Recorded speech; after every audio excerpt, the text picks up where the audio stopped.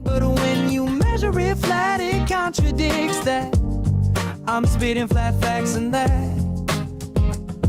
And I know you don't like that. Google Maps is flat, it presents elevation profiles like that. I'm a spitting flat earth king. Sentence has a ring, doing my own thing. If earth was a big roast chicken, factually finger licking chicken, we just got the measurements missing. I'm spitting eggs and begs, begging the question lesson. I've said it before, time after time. I'm the spitting flat earth king of rhyme. Welcome to Flat Earth Debate, Uncut and After Show. I'm your host, Nathan Oakley, and if you are new to this channel, or you've not done so already, then be sure to subscribe. Hit the bell notification icon and join button if you'd like to become a Nathan Oakley 1980 channel member and keep up to date with the Flat Earth Debate. If you would like to support the channel, there is a super chat that runs alongside each of these shows while they premiere, and there's also a coffee, Patreon, crypto and thanks button in the info box below the video. Speaking of Patrons, I'm going to do a quick shout out to all of you who do support me on Patreon. So, a massive shout of thanks and appreciation to Felis Mengus, Smith Tools and Purchase, Level Plain Poem, Vitali Z, Colton James, Survive the Spin, F.E. Patriot, Thomas van der Zander, Measured Flat, Mira in the Shire, Mitch Kennedy, Rod, The Name's Burley, J Mel's 24, Unamento, Iron 26, Retro Bill, John Kays, Patrick Gunnels, Banter, Hairy Blade, Mobile Max 777, Rob W, Del West Watson, Unbelievable Productions, Blue Ridge Ranger, Abraham Mohammed, Skeptic 936, Texas Mike, Chow Yun Cat, David Wayne Foster, and Dank. So another massive thank you to all of you for supporting me on Patreon. Links to Patreon are below this video. But with that, I'll hand across to whoever is in Discord and Google so you can enjoy their dulcet tones while I set up for today's live show. No, don't ever do that. So that's what they want to put out there Nathan? Now. Yeah, hello, Nathan. Hello. Welcome. Yeah, we were just talking about military service. You know, the draft is coming back in certain countries like Germany, maybe next month. As soon as that.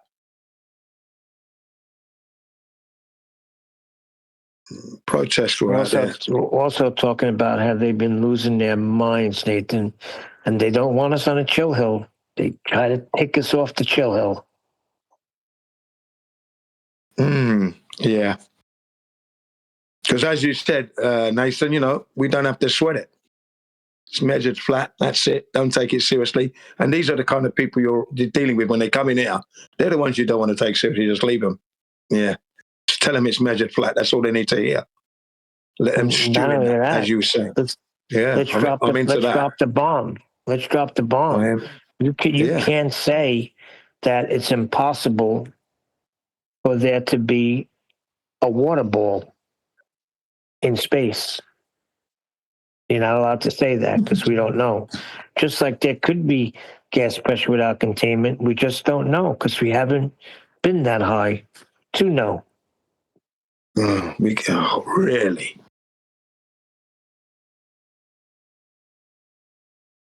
They don't want it to die, do they? They don't want the globe to die. Yeah, that's what it is. It's what it is they still want to. If I heard argument one more time yesterday when I'm trying to tell them there is no argument, I would have lost my mind. And they come in, AI comes in, Elder Bear comes in, Bev comes in. He wants to put the Fata Morgana through the scientific method. It's like, and when we say, listen, we're just talking about measurements. It's simple. Measure. That's all I hear is measure. Earth measured flat. Earth measured flat. Earth measured flat. So I said, yeah, Bev, you got it. Now you're talking. He's like, yeah, real genius. Earth measured flat. I said, that's just what it is. It takes your genius away.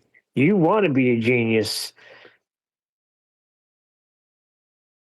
You want to pat yourself on the back. Look how smart and clever I am.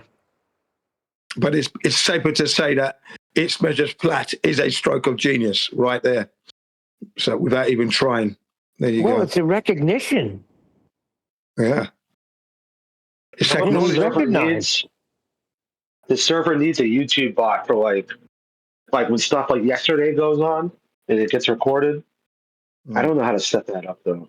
I try to do it for my server. No. This is what I said. I said, why is all of this nonsense being discussed on something that's not recorded.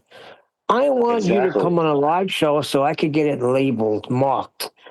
Flat Earth Debate, show 24, whatever. This is what you said. And it's recorded on an hour show. I want these dumb freaking claims recorded so they can't run from them. But everybody's got something to do. Well, I can't make it there tomorrow, but AI, well, I don't need to go there. I'm above Nathan. Oh, Bennett, honestly. You're going to make claims like freaking pitch data is not raw data. You're going to make claims that there could be a water ball. We can't say that it's impossible because anything's possible with God. I mean, I want these things in a live show. Essentially, he was saying just because something violates a stuffing law of thermodynamics here doesn't mean it won't violate it somewhere else. Like, dude, shut It's a up. special pleading fallacy. That's called a special pleading fallacy. Yeah, thank you. Special pleading. You see, there you are. Nathan, Yeah. I do that kidding around to create drama here. And I told him that. I said, I say that to Nathan so he could come back with special pleading fallacy. But he's saying it for real, for real. Like, it's not good to say that because the best answer is to say, I don't know. Yeah, absolutely. That's the integral answer. I said, why would I say I don't know? How could you know? How can you know? No. The best answer is not to say I don't know that there might possibly be a freaking water ball in space. I'm going to come right out and say, no, anyway, that's you couldn't impossible. get there to confirm it. So you wouldn't know, would you? That's my point. So you just wouldn't know because you couldn't confirm it, wherever it might be. Jen, is it possible for there to be, can you make me a little water ball right now? No, I can't. Okay, No, so we know droplets. how physics on Earth work. And that's what it is. I couldn't remember it yesterday. It's special pleading fallacy. Correct. Pardon me. We're talking about length, width, and height, which are planar. Yes.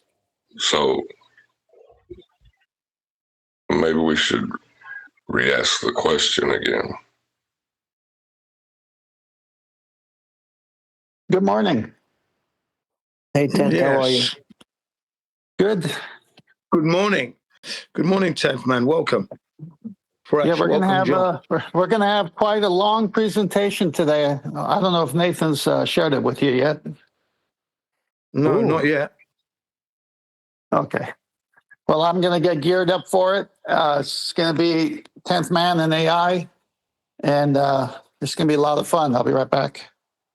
Okay, thank you very We're much. in for a Looking treat forward to it. today. Yeah. Is one deck in the house yet? One deck in the house yet? No? Not yet. It's probably still working.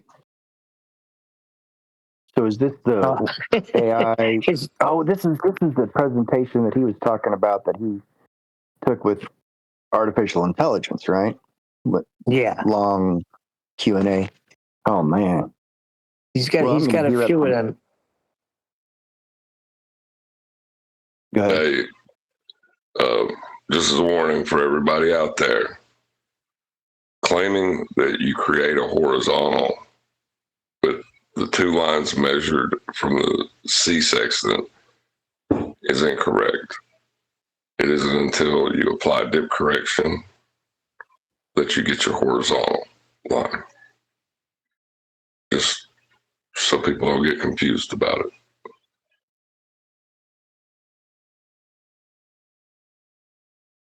Can you repeat that? What was that? You broke up for me a little bit. Repeat that. You don't get a horizontal. You don't draw two horizontal lines with the C-sextant, or you don't draw a horizontal line with the C-sextant. When you draw your two lines, it isn't until you apply dip correction that your baseline becomes horizontal. But it becomes horizontal.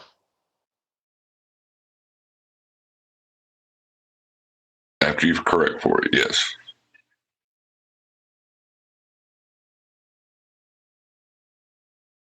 But that's because you're above so many feet above sea level, right? Yes, but saying that those two lines formed aren't horizontal. That's why he's getting away with saying that. He's correct.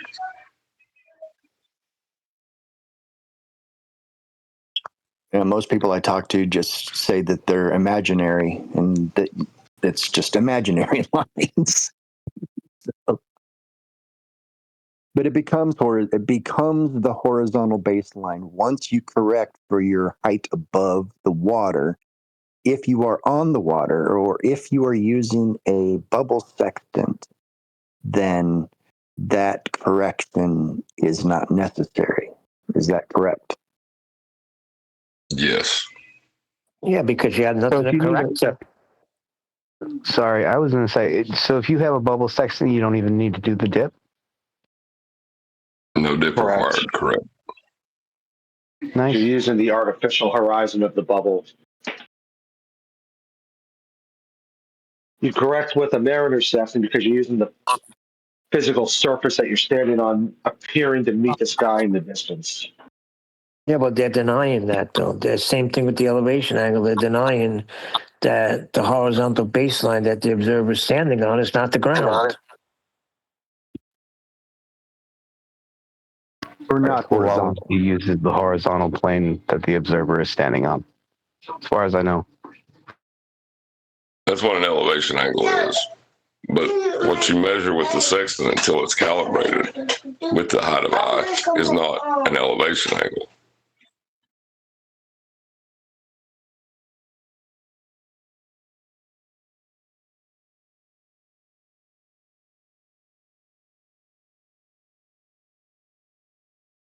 Not to muddy the waters, but could you say it's just not the most accurate elevation angle? If you're using the basic horizon and you're 10 feet above the water and you do your elevation angle, you could still say it's just not your most accurate. And you're still using Well, if you're horizontal defining right. an elevation angle, as being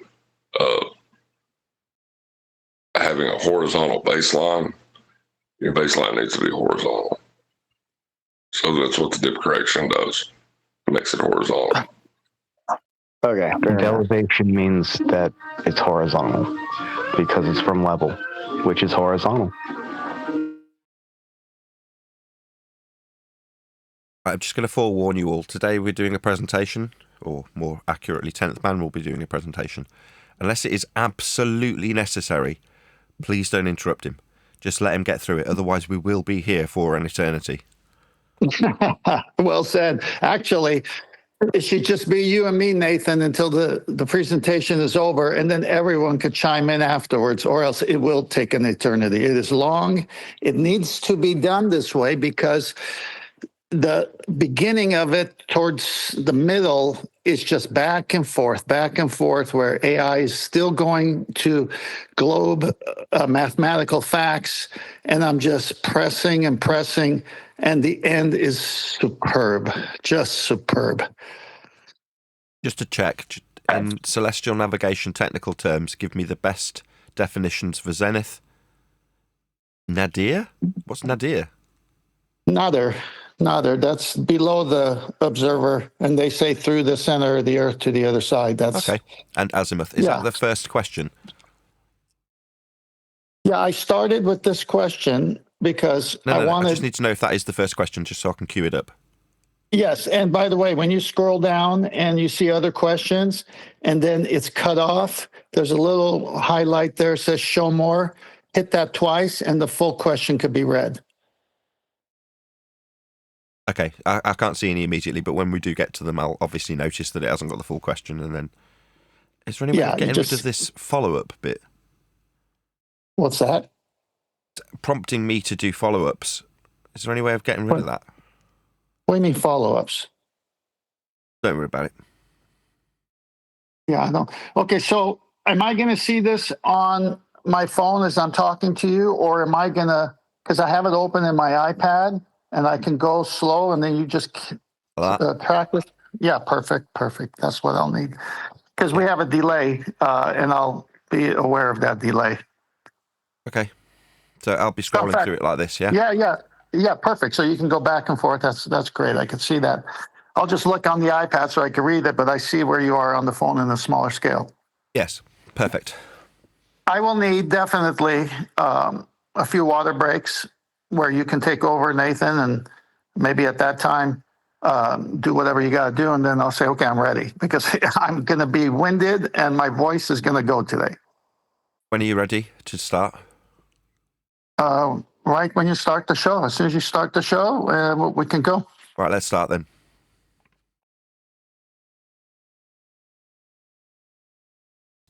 Nice new intro. Hey, I nice love to it. meet you people. Thank you for coming. Good morning. Hello. Big shout out to Len. So we had a glimpse of what the intro was going to be in a shortened, low resolution, hacked up version that I put together with Len, mostly Len, hours and hours of Len, more Len than me.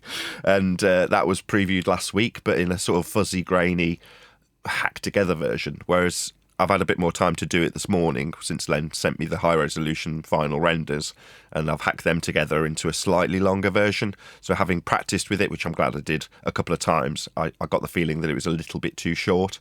So I've extended it slightly, made it a bit more smooth, increased the resolution, that's Len, and then put a little bit more song on it, and then extended out the exit part of the video. So when I start my spiel of welcome to Flat Earth Debate, I've got a little bit more time to transition, and it just looks a little bit more slick, a little bit more professional. Not that you'd probably notice if Neil hadn't said anything, but yeah, we've got a brand new intro, and it is the final version now. So I'm calling it Spitting It Flat 2026, the new intro for FED. So that's what you've just heard. So hopefully you all enjoyed that. Thank you very much, Len. Really appreciate the high resolution version. Outstanding. What do you call it, Nathan? Spitting It Flat. What happened to the old Discord server? Well, there isn't really an old Discord server. There's just Discord servers. So all of the Discord servers are potentially still useful. So Flat Earth Debate Discord server was my former residence, but it doesn't necessarily mean that I'll always be in there. So at the moment we're in Flipside. We may go back to Flat Earth Debate. We may go back to politics. We may go back to, what was that lady's name? The one that we went to recently? Yeah, Jenna. Jenna. We might yeah. go to Jenna's server. So, as is always the case, I don't have a server. So none of them are mine. This isn't mine. But, you know, kindly, very kindly, in the last couple of years, it's been Righteous Force that has allowed me the use of his server. And at the moment, Discord's being provided by Divergent Droid, so he's kindly, very kindly letting us use his server for the time being. But it's just a public gateway, so I don't necessarily mind which server I use. But at the moment, we're using the Flipsides. That's Divergent Droid's Discord server, and if you click on the link in the info box below the video, that's where it'll take you. Righteous was censoring me. Okay, there's no need to slag Righteous off. Righteous is a good guy, and if he's listening, thank you very much, as always. Hopefully we'll always be welcome back there. Run along now, Righteous.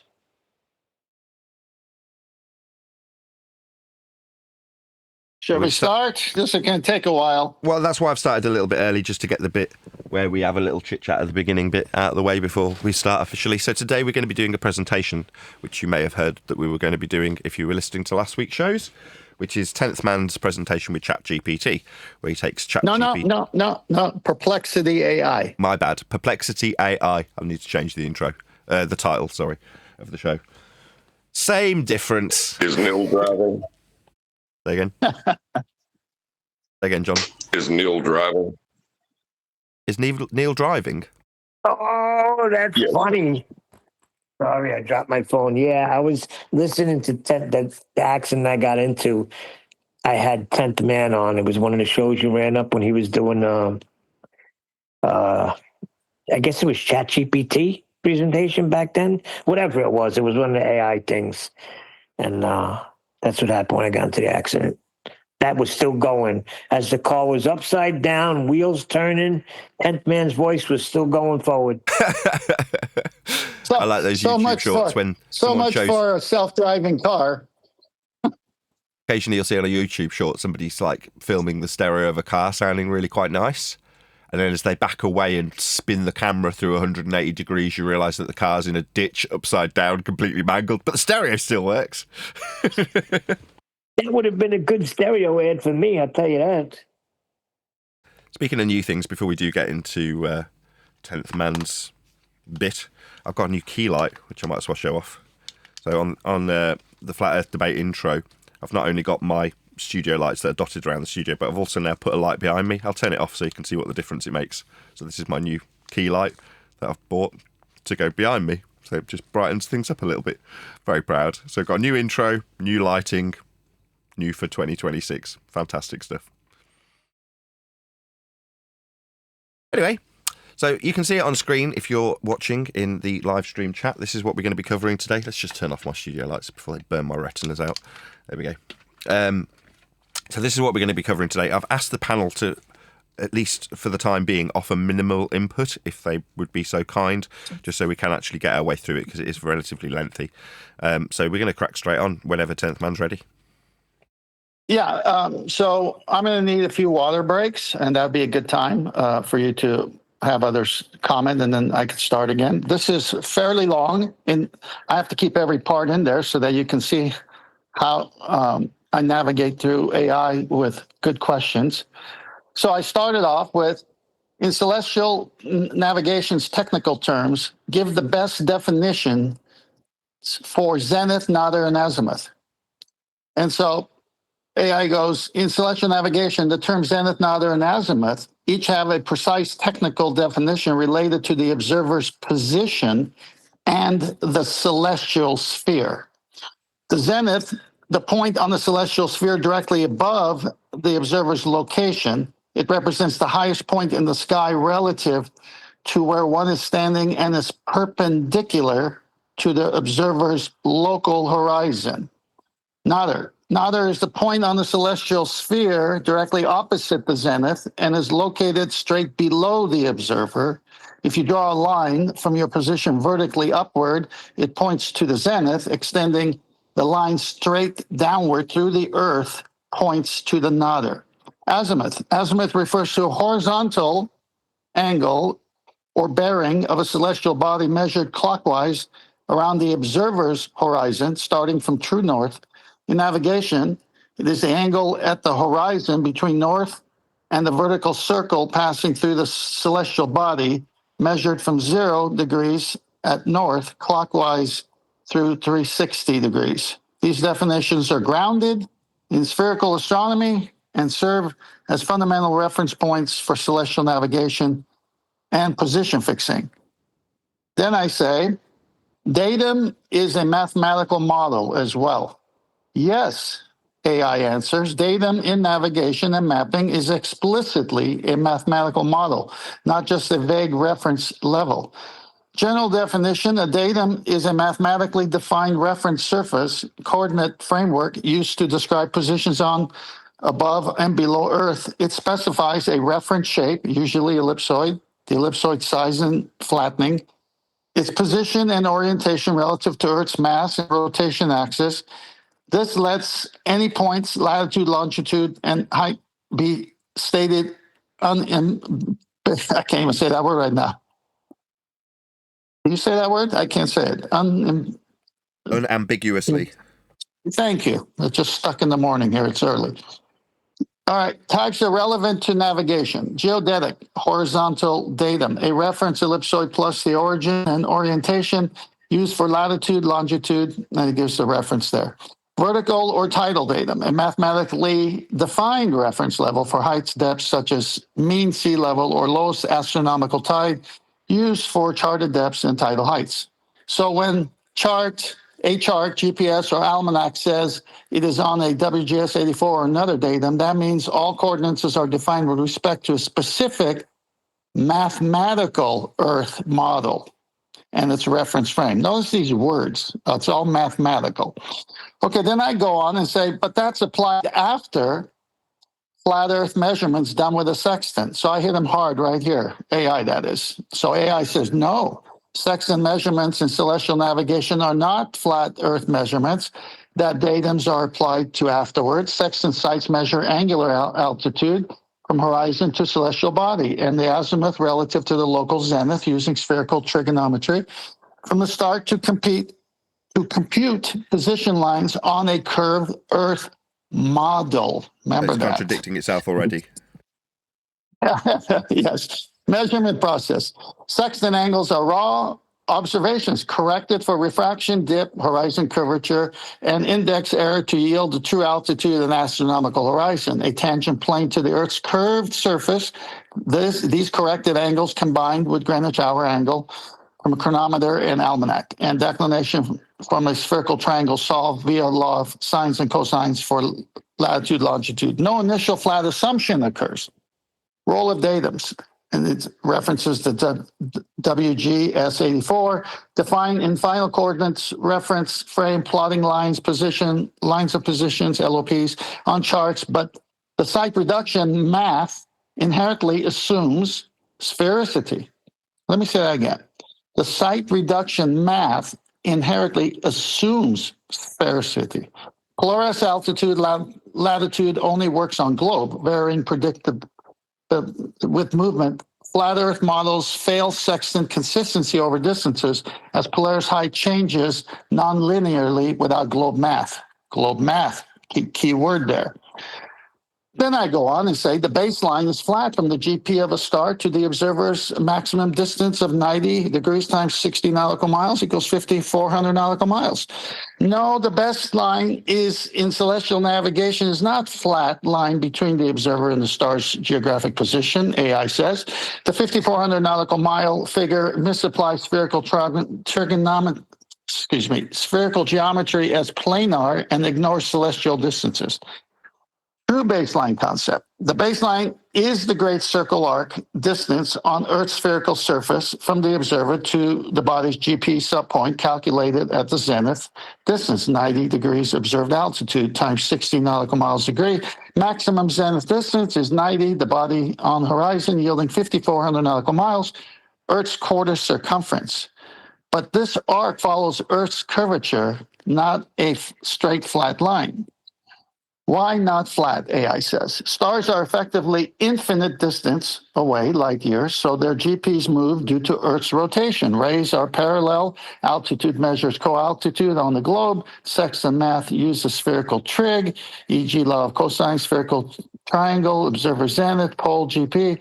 Confirming sphericity, flat models fail over distances as Polaris altitudes varies linearly with latitude only on a sphere. At this point, if you haven't noticed, AI is going back and forth from flat angle measurements to the model of the globe and then staying in the model of the globe and saying it can't work because AI's in the world of math. And this will become relevant as I go on. And I actually bring AI back to reality. Then I say, yes, it is. The sextant is an angle measurement device, right? Angle triangle, 0 to 90 degrees. That's perpendicular, and it must match the fundamental reference, equatorial plane, which is 180 degrees straight angle. AI says, no, the sextant measures angular altitude, 0 to 90, via double reflection between the local horizon, and it sticks in tangent plane, and celestial body, but this forms a spherical right triangle on the celestial sphere, not a flat Euclidean right triangle, requiring spherical trigonometry to solve with the equatorial plane as a fundamental reference via declination and hour angle.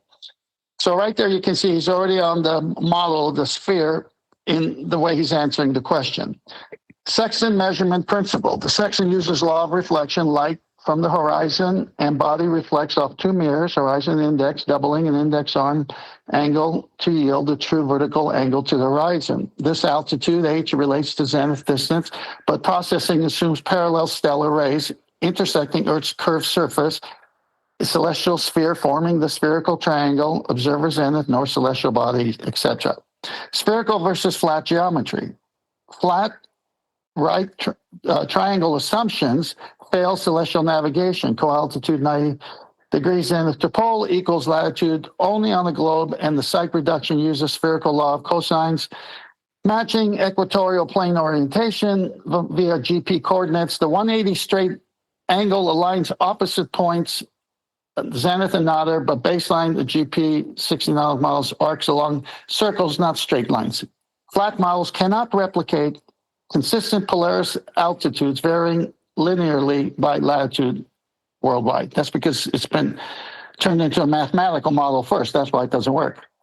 So that was my comment, by the way. So I go and say to AI, no, it's planar geometry, then it's spherical geometry with Haversine formula, done after the initial elevation angle. AI says, no, celestial navigation, just remember this now. AI says, no, celestial navigation does not start with planar geometry. Repeat, he says it, but I call AI he all the time, does not start with planar geometry. Just remember that. On the initial elevation angle, sextant altitude, the full site reduction process uses spherical trig, law of cosines, Haversine formulas. From the outset, the spherical triangle formed by the observer's zenith, north celestial pole, and body's GP. Site reduction sequence, the sextant yields observed altitudes, corrected true altitudes, accounting for refraction and dip, enters spherical navigational triangle. Directly, Haversine formulas reformulate the spherical law of cosines for computed altitude, azimuth, etc., etc. It's purely spherical math, no intermediate planar step. Planar versus spherical limitation. Planar right angle approximations only hold locally, small angles, but celestial sites 0 to 90 zenith distances requiring spherical trig to match equatorial plane declinations, hour angles accurately. Haversine enables table-based computation of great circle arcs and globe confirming Earth's curvature as Polaris altitude equals latitude worldwide. Then I say, can you get an elevation angle from a curved baseline? And I answer for him. Answer is never. But look what the AI says. No, elevation angles, sextant altitudes are routinely obtained from curved baseline in celestial navigation. This local horizon serves as the baseline, which is tangent to Earth's curved surface at the observer, forming the plane perpendicular to the zenith and for angular measurement. At this point, let me pause. Because everyone assumes the Earth is an ellipsoid or a globe, they're always using this tangent plane. And so he actually violates geometry by answering this because he's in this world of math with an assumption, instead of just answering it directly, which is you can never get an elevation angle from a curved baseline, which later he confesses to, by the way. Let's go down to horizon versus baseline. Did I read that one, horizon and curved baseline? Not yet. Okay, the sextant measures the angle between the tangent horizon plane, incoming parallel stellar rays, yielding the true altitude after dip, horizon dip due to Earth's curvature, nautical miles for the eye, height in feet, refraction corrections. This dip explicitly accounts for curvature, ensuring the angle reflects spherical geometry and celestial bodies GP. We'll definitely question the depression angle between two parallel lines is not curvature, but AI is going there.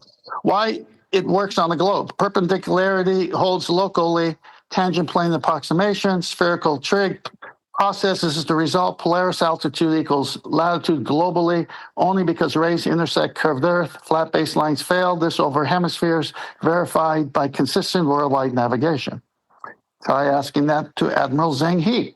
Anyway, you just violated geometry, I tell AI. No, violation of geometry, 10th man, occurs here. The sextant elevation angle uses the local tangent plane as a baseline, which is geometrically flat, planar, thank you, and perpendicular to the zenith radius by definition of a tangent to a sphere, assuming a sphere, even though Earth's surface globally curves. Tangent plane geometry. AI says at any point on a sphere, already assuming a sphere, the tangent plane touches at one point and contains all lines perpendicular to the radius vector, forming Euclidean plane for angle measurements, sextant sites, lie within the plane's cone of validity, where dip correction, approximation, Earth radius quantifies the curvature effect, precisely preserving perpendicularity.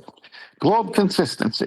The local flatness scales via spherical trig on global positions. Polaris at 40 degrees altitude means observers at 40 degrees north latitude worldwide because parallel rays intersect the curved surface, co-altitude impossible on the flat without distortion. Geometry holds rigorously. Then I bring in one of the books I bought, Harold Jacoby. In this book, Harold Jacoby stated that when using a sextant for navigation, using a star at sea, you're actually going to measure the angle of the star via right angle triangle. Harold Jacobi, AI says, and many classic authors do describe the sextant site in terms of a right triangle, but that is a didactic simplification of an inherently spherical problem, not a statement that Earth's baseline is globally flat.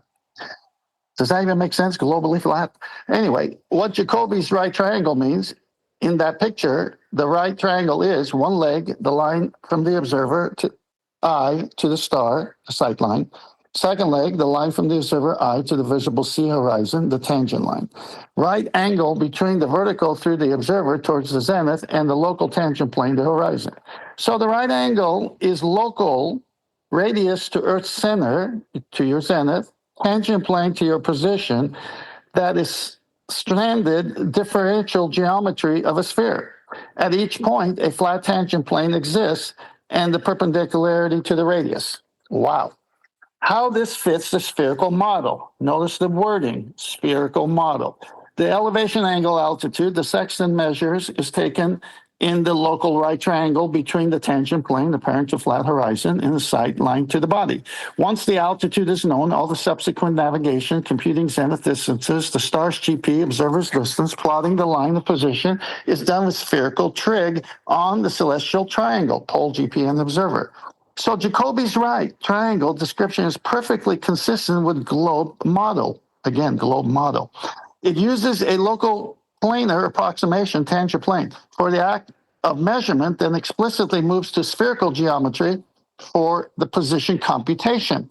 Interesting, they have a two-step method. There's no conflict with geometry. It's exactly how geometry on curved surfaces typically are handled, even though the measurement was never from that.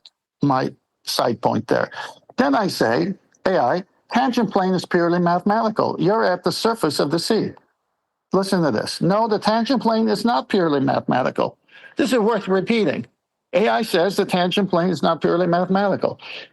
It is the physically real flat plane formed by the sea surface at your location, which approximates the local horizon perpendicular to the zenith local vertical due to gravity aligning with Earth's radius. Sea surface as a tangent plane. At sea level, the ocean surface defines the geoid, equipotential surface approximating Earth's ellipsoid, locally tangent to the spheroid and perpendicular to a plumb line, zenith direction from gravity. Whew. Sextant sites measure angles in the actual plane, horizon, rays tangent to the surface, stellar ray parallel from infinity, forming the right triangle with zenith and the right angle directly observable, not abstract math. Why valid for navigation? Local flatness, valid to 3 degrees, angular radius before noticeable dip, enables precise altitude measurements, corrected via dip, for curvature, height, then fed into spherical trig, Polaris at zenith, only the North Pole confirms global sphericity via the exact geometry. And I go, ha ha, I've never seen a tangent plane that I'm standing on. It's true, you don't physically see or stand on the tangent plane as a literal flat surface. What did he say earlier? Naughty. The tangent plane is a mathematical abstraction. What did he say earlier? He said it was physical. That approximates the Earth's curved surface at your exact point, a flat plane that touches a sphere at one point, your position. Tangent plane concept. At any location on the Earth, the curved surface has a locally flat approximation, tangent plane, which is perpendicular to radius line zenith. The plane models the apparent horizon you see at sea, which looks flat due to huge Earth radius, or too biggie, compared to your line of sight. Physical experience versus mathematical model. You stand on a curved sea surface, but for very small areas, your visible horizon, the Earth appears flat enough to treat as a plane in calculations. The tangent plane is used to translate the curved reality into a manageable planar geometry for measuring angles crucial to celestial navigation. The abstraction is not visible, but necessary. It bridges everyday physical experience and the mathematical precision of spherical navigation geometry. Notice the admissions along the way. Model, mathematical. This one's beautiful. Mathematical precision of spherical navigation geometry. This will come in handy later. So then I say, that's what I said, and you disagreed. Now you're agreeing to what I said earlier. No disagreement exists. 10th man, earlier responses consistently stated the tangent plane is mathematical model of the physically flat appearing sea surface local horizon valid for sextant angles, while the global Earth remains curved in spherical trig computations. The globe is in computations. Clarifying the sequence. Your point, tangent plane is purely mathematical at sea surface, correct, as it is differential geometry approximation touching the sphere at one point. My response always affirmed this local planar baseline for measurement, right triangle. Then spherical processing. Reminds me of John's Kitchen. No flip, just precise terminology matching geometry definitions. Unified geometry.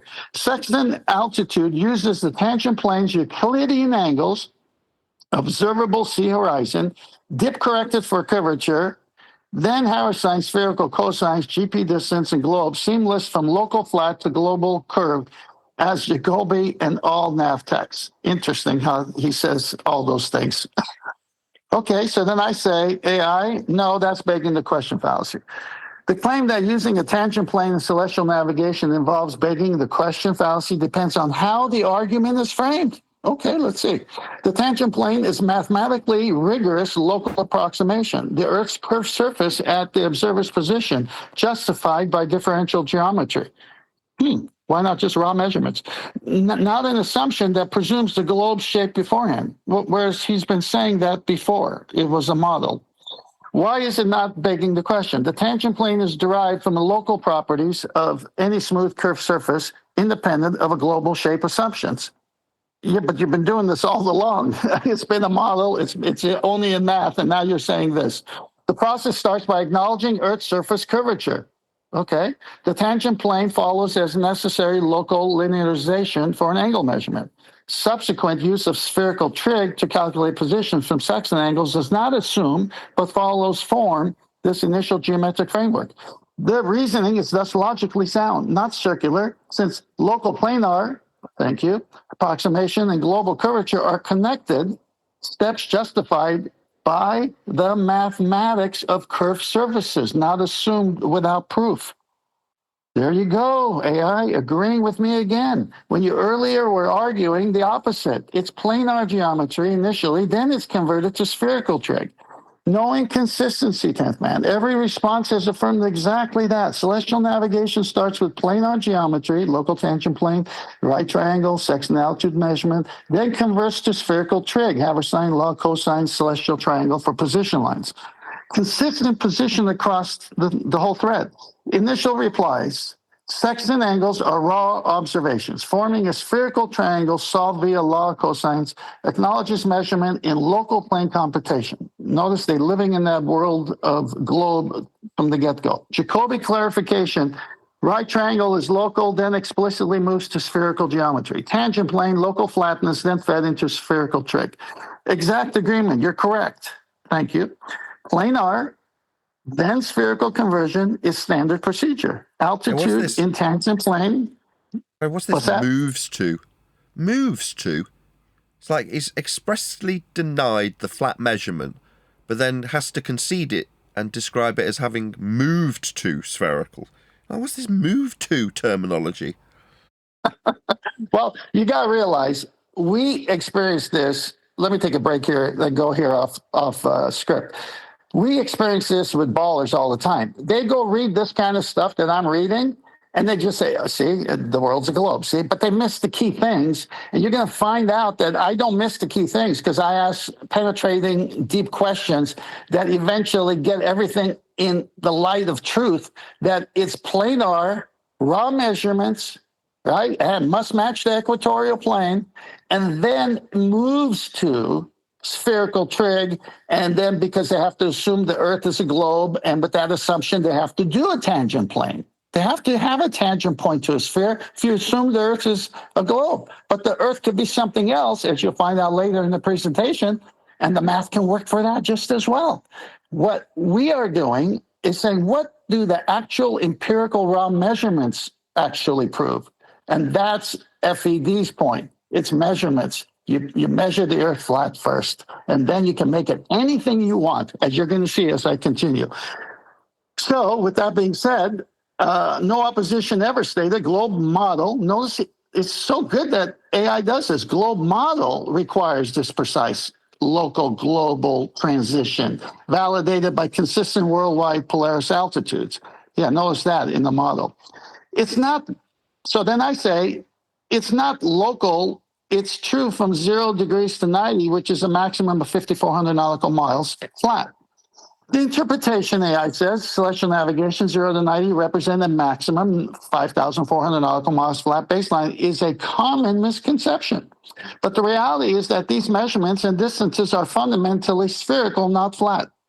So AI is not arguing the distance. AI is saying it's spherical rather than flat. The maximum zenith distance, 90, corresponds to the celestial body's geographic position being on the horizon and corresponding arc distance on Earth's surface, approximately 5,400 nautical miles.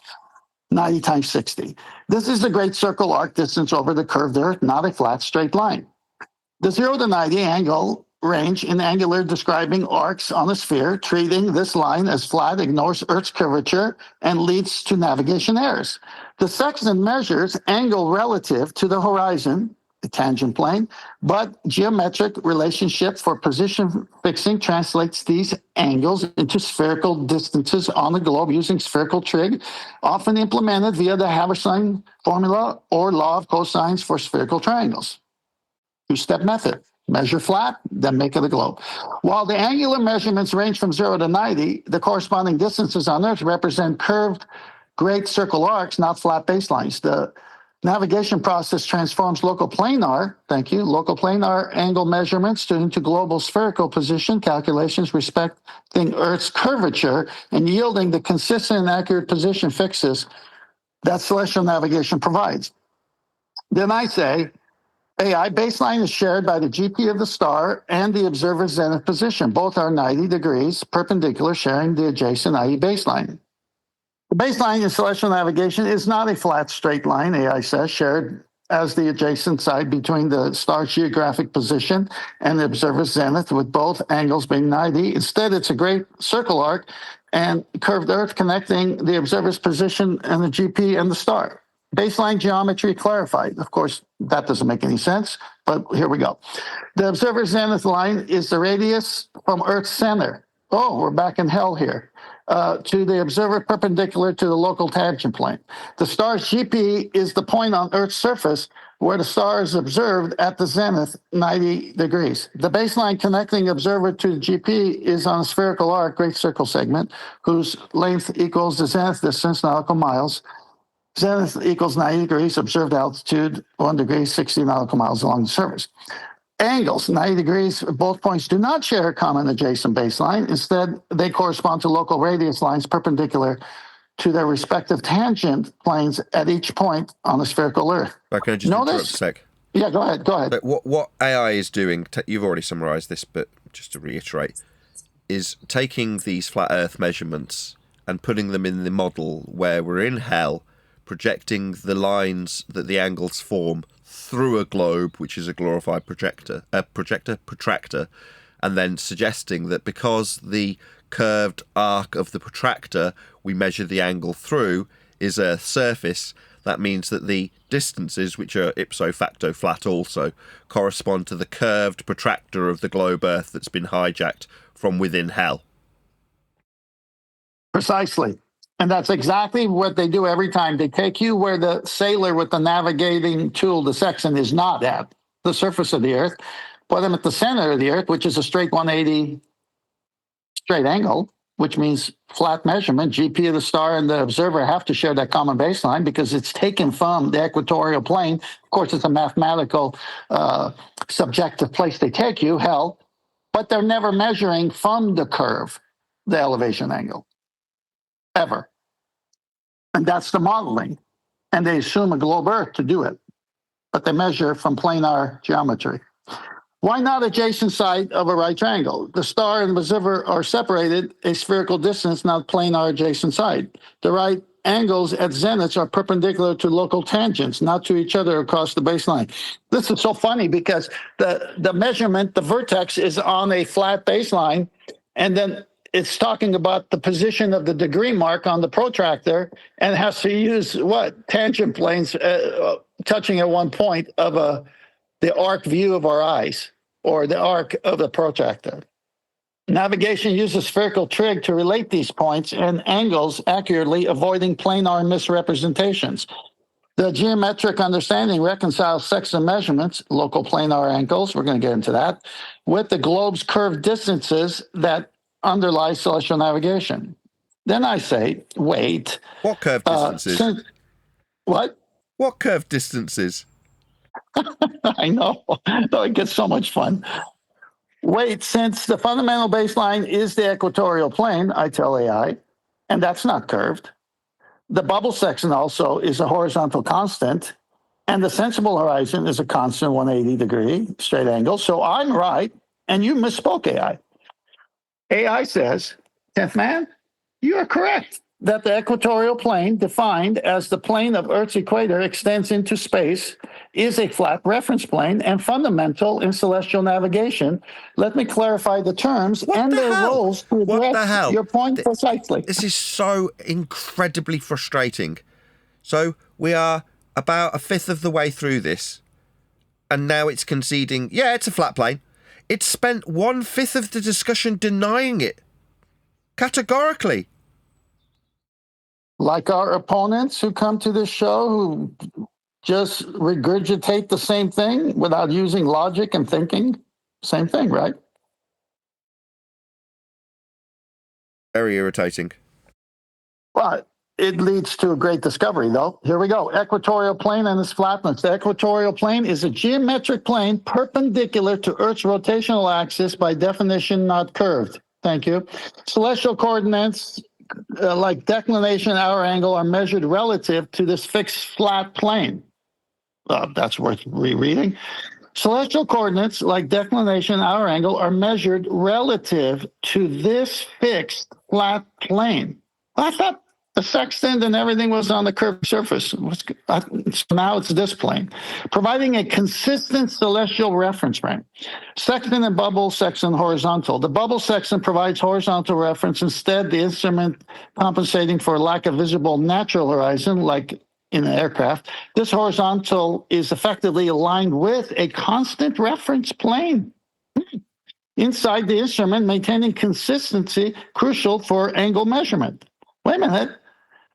Earlier, he said you can get an elevation angle from a curved surface. And over here, he says it's crucial for consistency to have a constant reference plane. Notice the doublespeak. Sensible horizon, 180-degree angle. The sensible or visible horizon, this is the eye line view of the observer, is a circle 180 around the observer at eye level, approximating the tangent plane to the Earth's surface. Of course, that's mathematical. The horizon is locally flat, enabling planar angle measurement to celestial bodies above. But earlier, it's a constant reference flat. It's a constant reference plane. Now it's just locally flat. Okay, we're going to get into that, and that's a fun one, and it's coming up. Reconciling both views. The equatorial plane is globally flat reference plane used in defined celestial coordinates of stars and planets. Local horizon, bubble section horizontal, another flat plane tangent to the Earth's curved surface at the observer.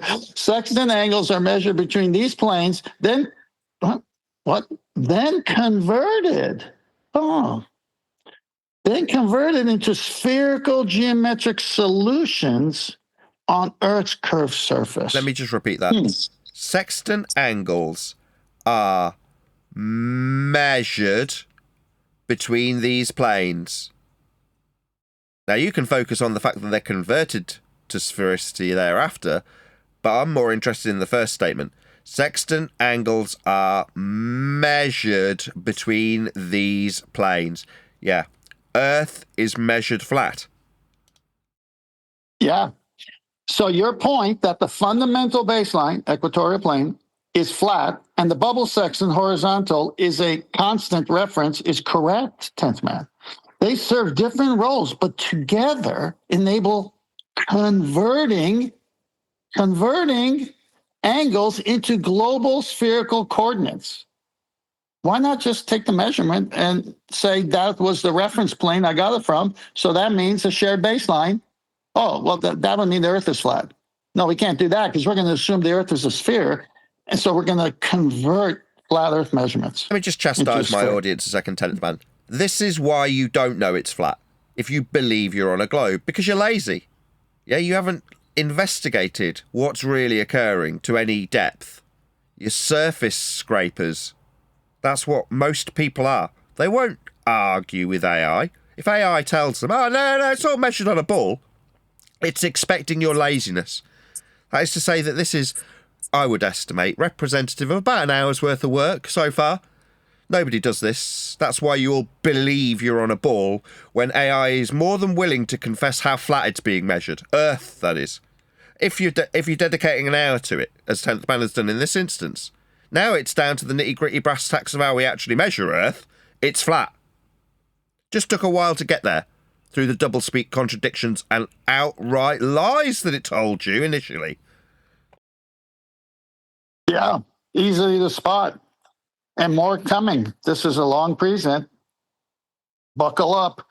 In sum, you are right. Both baseline references are flat planes, but the navigation process inherently involves spherical geometry to map these flat angular measurements on Earth's curved surface accurately. Wow. Amazing. Yes, that's what you disagreed with me earlier. Now you're saying I was right all along, AI. I respond. And look what AI says. 10th Man, you're right. The foundation of celestial navigation relies on planar references like the equatorial plane and local horizon planes, from which angle measurements are made before converting them into spherical geometry solutions. Wow. Earlier responses did affirm this, but may have emphasized spherical processing without clearly highlighting the initial planar geometry step leading let me to just the perceived that. disagreement. Let me just translate that. I lied earlier so that you'd believe you're on a ball. Yeah. But AI is very diplomatic in the way he never admits he lies. He says, well, I wasn't clear, or in this case, he does it this way. Precise alignment. The initial angle measurement by sextant is between, oh my gosh, shall we? Yeah, let's just pour salt. Flat planes. The local horizon, tangent plane, and the line of sight. The equatorial plane is fundamental flat reference for celestial coordinates. Thank you. You gotta go to hell to get it, but yeah, you support flat Earth from hell. These planar angle measurements are then converted via spherical trigonometry to determine positions on the curved Earth's surface. Notice, you can't get it from the Earth's surface, so you go into hell to get it. Then you put the observer and the star on the arc of the protractor. Well, you've got it really quickly. Sorry to keep interjecting. I know it's going to take a long time, but no, when I go interjected ahead. earlier to say that the actual description is from a planar surface that's being measured, that's described in the spherical model as being in hell, and then projecting the angles that you actually measure from Earth's surface through a globe that's a glorified protractor. Now it's admitting to it, because it knows you're as smart at it as it when it comes to understanding where it's being deceptive. But for the fact that you know this already, it would not have taken you here, though, would it? No. No. No. So it would just lie to you. So let's just pour salt on my audience, the globe-believing audience, that is, just for a second, to give you time to have a sip of water or whatever. This is why you will remain stupid, the globe-believing side of the audience, because you're prepared to just sit down and swallow whatever garbage lies that you're fed without any investigation.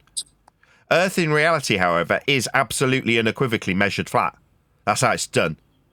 Now, to convert it to your ball belief, this is what you've got to have. This kind of garbage lie and nonsense waffle from an AI called Perplexity, where it takes you through this dance for a straight hour before actually admitting to you that you're measuring Earth flat. Because we are. Make no mistake about it. Absolutely correct. These planar angle measurements are then converted via spherical trig to determine positions on the curved Earth's surface. This two-stage process, planar measurement followed by spherical calculation. Okay, what's king, measurement or calculation? King planar measurement. Two-stage process. What's first? Measuring Earth flat first. There is no exception. Exactly.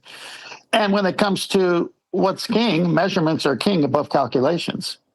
Is this correct and historically established understanding? So yes, you were right, 10th man, that navigation begins with planar geometry, which is then shifted into spherical geometry for global position fixing. Your understanding aligns perfectly with classical celestial navigation principles. Yeah, and there it is. That's why it disgraces me so heavily. Your understanding, that is to say, you already know this. But for the fact that 10th Man already knew this, it would just deceive you and tell you what the rhetoric of your, what they called rulers, want you to know. That's to say, the dumb ass, grey unwashed general public. You're not smart enough to know this, so you'll know what you get told. You get told it's a ball, but it isn't. Earth's measured flat. To produce the ball that you all believe in, you bunch of clowns. That's awesome. So I go, yeah, so Earth is measured flat first. Then those planar elevation angles are converted using mathematical formulas into a globe model. Exactly, 10th man. In celestial navigation, the process begins by measuring planar elevation angles, the angle between the local flat horizon plane, tangent plane to the observer, and the celestial body using instruments like the sextant. This initial measurements are effectively flat local angles. Now, This is the last interruption, and I promise I'll let you crack on. No, keep interrupting. I don't care. This is where, if it was a person, I'd be spitting feathers, yelling at them. So in complete and total contradiction of the first hour of discussion then, yeah, absolutely without question, this is where, if it was a person doing this, you'd want to punch their teeth out. Because, so you know AI. Well, no, it doesn't. It's being led by 10th Man who knows, and then it's catering its answers to the knowledge of the person that's investigating. Now, 10th doesn't need to investigate, but for the fact that we're presenting this to an audience right now. But the reality is, if this was a person, it'd be the point that you know they're pissing down your back and telling you it's raining, because they already know it's measured flat. Yeah, and this first part I'm going to read again. Exactly, in celestial navigation, the process begins by measuring planar elevation angles, the angle between the local flat horizon plane, tangent plane, and observer. You notice how they always do that, but they told us, or he told us, it told us, the fundamental reference plane is in hell. And it's got to match that. And that doesn't curve. That's a 180 straight angle right there. So you can see he's hopping back and forth.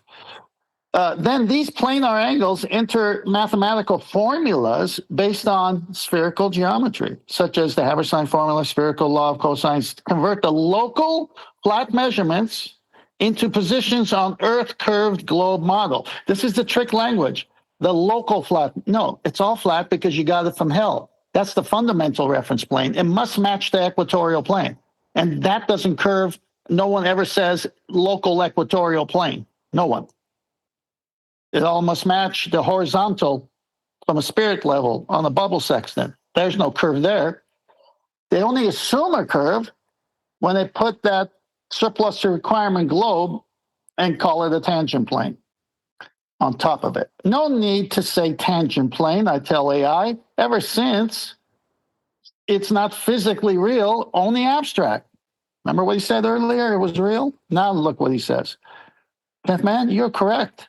That term tangent plane is strictly a mathematical abstraction used to model Earth's locally flat horizon for measurements in celestial navigation rather than a physically tangible surface you can stand on and see. The exact opposite of what he said earlier. Nathan, you want to say something? I didn't, but I will. I mean, it's outrageous, really, isn't it? Yeah? You, the toilet-dwelling Dumbo public, get fed the first spiel, which is, yeah, of course it's spherical. We can only measure it spherical, dum-dum. That's what this AI Perplexity did. Like all the surface-dwelling Google searches that all the numpties we have to deal with, past tense, did when they spew them back at us. Right, really? Well, now, when we actually dig down into how Earth's measured, rather than how stupid is your average flat earther, which is how this subject gets dealt with in the media, how stupid's the individual? Really? Well, why aren't we asking how is Earth measured? Yeah, we were guided well away from that. 10 years later, we're at that stage where, well, how is Earth actually measured? Because that's really the arbiter of this, isn't it? It's not a science subject, it's a math subject, a measurement subject. And even if you know the facts, it still lies to your face. And so do all the Google searches that you, the dumbass public, are expected to swallow whole. Good point. Why avoid tangent plane in practical terms? At sea, you stand on a curved ocean surface, assumption obviously, which appears flat only at very small scales. The tangent plane is a conceptual tool to simplify local angular measurements as planar geometry before applying spherical trig. And navigation accuracy depends on this abstraction. Interesting. But it's not a physical entity, just useful model for converting sight lines into angles. So while invoking the tangent plane is valuable in theoretical explanations, acknowledging it as an abstract construct, not a real surface, better aligns with practical experience and clarifies its role as a mathematical device rather than a physical baseline. Wow. What an admission there. I like that, Tim, because it's something I've been jumping on recently, that point, I've mentioned it a few times, that the tangent line it's just a mathematical concept. It's not, you don't see navigators carrying a never-ending extendable tangent line round in the pocket to use, do you?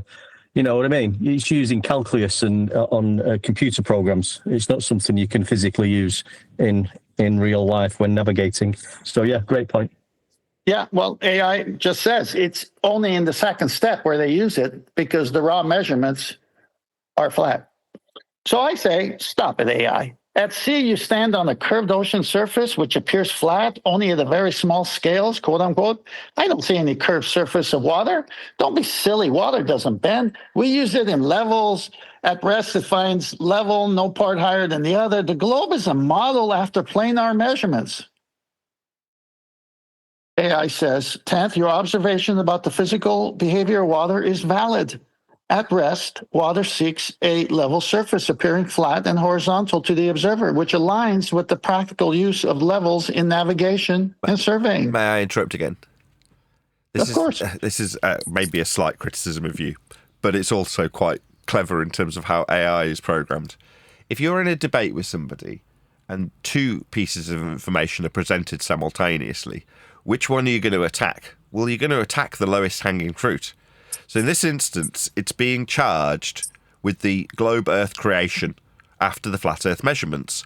But within your contextualization of that fact that you're charging it with, you also mention that water at rest is level. So which of the two things has it gone for? Well, of course, it's gone for the lowest hanging fruit. And it's talking about water's levelness.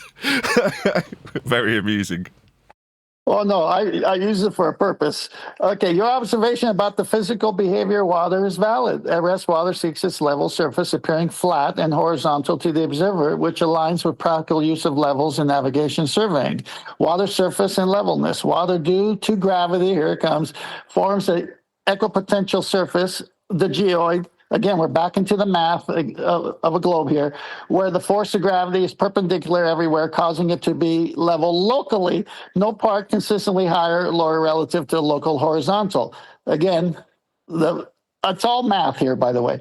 The surface appears flat locally because the Earth's radius is so large compared to typical observer scales, making curvature imperceptible over small distances.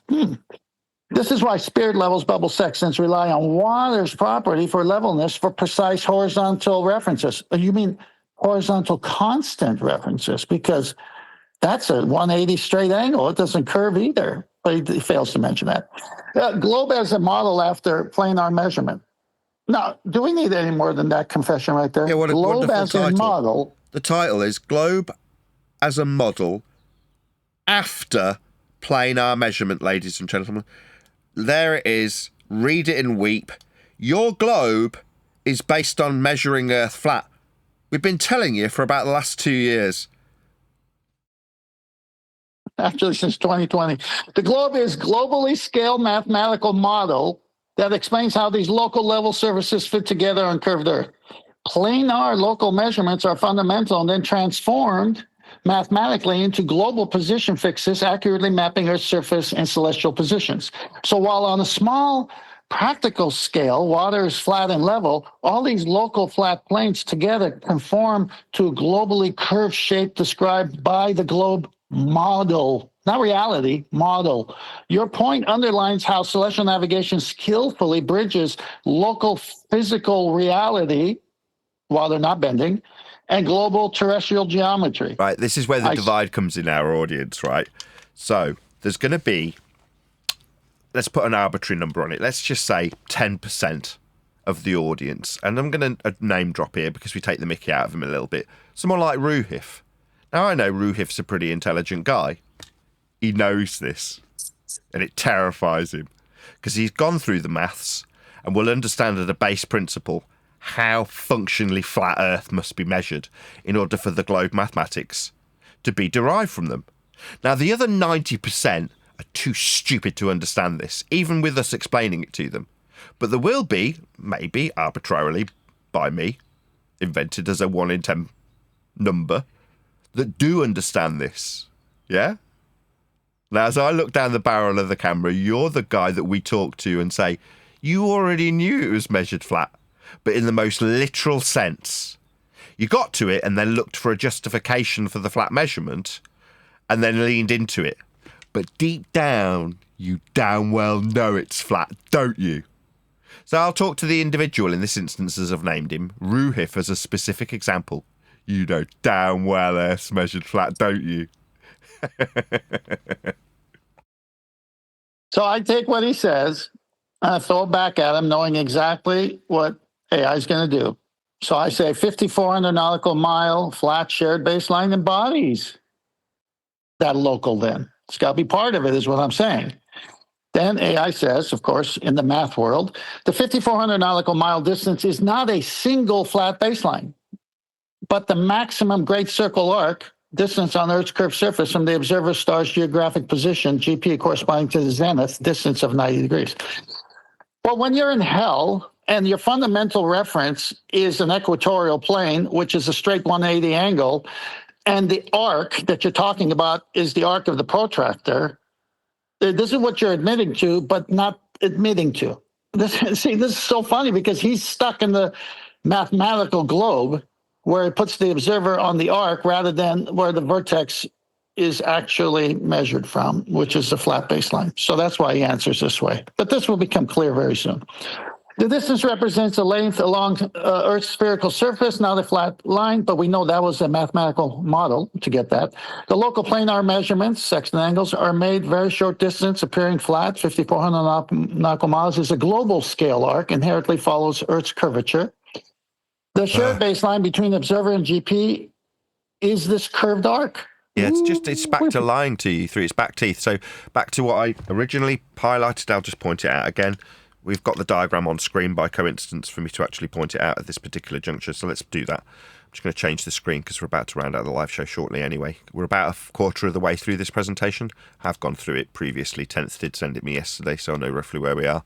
So I can gauge these things rather than letting them run on too much. So what we're describing with AI is now flip-flopping back to the deceit, the outright and overt deceit, because it's already admitted that this isn't the case.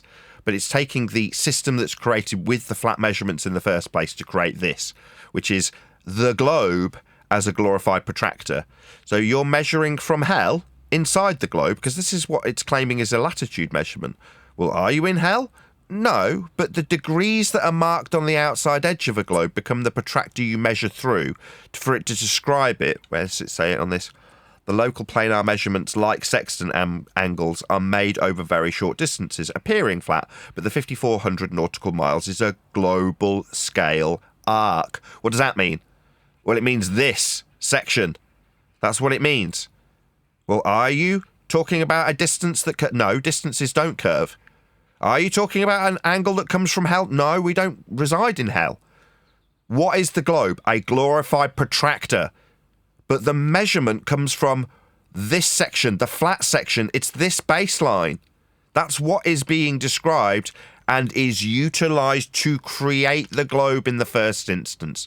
Without that flat measurement on the flat surface, in reality, you can't create this arc it's describing, and now alluding to that being Earth's surface, because that's how it's phrasing it.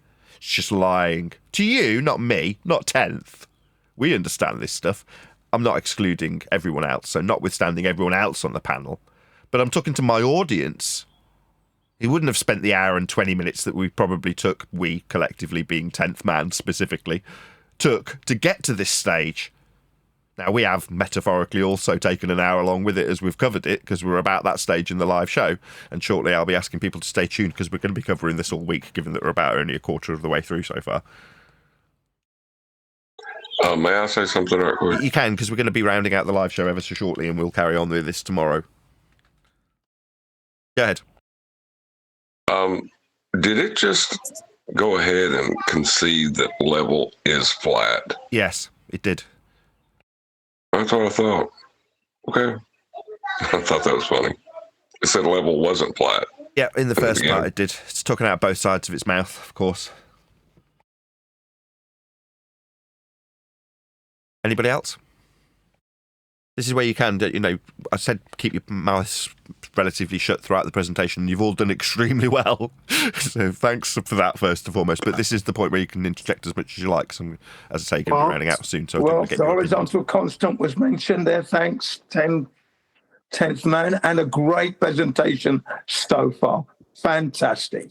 I'm expecting everybody in chat. They've all been active in chat. Why is nobody piping up? They're right in Discord. What's to say? How are they going to disagree with it? Look at what's on screen. We're not making it up. When we say Earth's measured flat to create the stupid ball you all believe in, we weren't just making it up. These are facts. To believe in a ball, you require Earth be measured flat. That's where I got the rock and hard place from. If you deny how flat Earth gets measured, you deny the base premise that you build the globe upon. You can't build a globe without measuring Earth flat. Hence, you deny flat measurements of Earth's surface, which is flat, that's how we measure it, then you can't build your globe. So either get on your knees and accept how Earth is measured flat, or you don't have a globe to believe in. Now, I don't give a toss either way. If you fail to acknowledge how flat Earth must be measured to build the stupid globe you believe in, or if you relinquish all faith in everything because you want to chuck the baby out with the bathwater because you go, I don't want to measure Earth flat. Well, how are you going to believe in a globe then? Answer, you can't. With that, I'm going to say, if you are watching this on either Nathan Oakley 1980 or Nathan Oakley Premiering Streams, then stay tuned, as there will be an after show to follow. Necessary. There is no argument, no debate. Okay? It's measured flat. Tell them that. Good night. Yeah. So they want relevancy. That's the problem. So says Jim CBR1 from the old school. There you go. I ended the live stream like 2 seconds too soon. Just getting used to the new intro, outro. I ended the live stream just 2 seconds earlier, so I've cut off the last 2 words of the song. Oh well, I'll get it right tomorrow. What'd you say, John? I would hate the only way I could become relevant is by stating stupid things. You know, that is history going to remember you for being the guy that was horribly wrong? Yeah, I don't get where they're coming from. It's just, I just gotta do what I did before, ignore them. You're not supposed to get where they're coming from. The minute someone is illogical and you take time to help that fellow human being and they refuse, then just leave. That's not your problem anymore. Well, it was summarized when yesterday Bev came in and goes, measure flat, measure flat, measure flat. That's all you say, measure flat. I'm like, yeah, Bev, you got it now. Pretty good. Welcome to flat. Wasn't it that psychologist? Sorry, wasn't it that psychologist? Was it Alan West, was it? That stated that, don't sweat it. Once if they don't get it in the first try, move on, mate. Don't fight them with it. Isn't it? Well, it's interesting that he is opposed to the measured flat statement because that's, he thinks, all we say when it's the only relevant or pertinent information to determine the surface of Earth. That's correct. Well, he summarized it well there because he goes, yeah, that's real genius. These are geniuses. So it's like people want to be the genius. You know, look what I got. Well, it's not really that difficult. It's just measured that way. What do you want me to tell you? I mean, you want it to be this high-tech thing that you come up with, but it's just a measurement.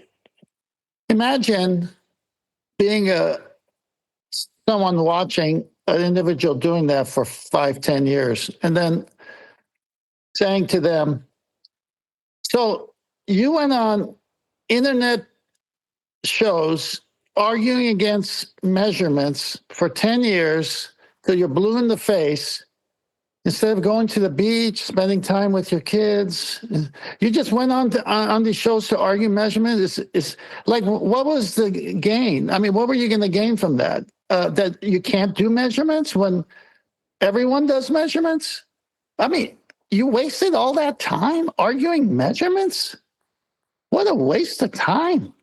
Well, that's what it is. We've taken the argument away, and people don't like that. They still want to argue. So that's the problem. But once they realize Earth is measured flat and then mathematically turned into a globe, that's when the light bulb should go on. Earth is not measured a globe and then referenced as flat. It's never done that way. It's referenced from flat into a globe mathematically. I will not give them the mathematical representation as it is. It's a misunderstanding of mathematics they utilize. So I don't give them either. No, you're right. That. No, it only lives in the math. You can make it, well, you have to wait till the end of this presentation to understand. Once you understand what you could do with math, then you're going to laugh your head off because you can make the Earth any shape with math.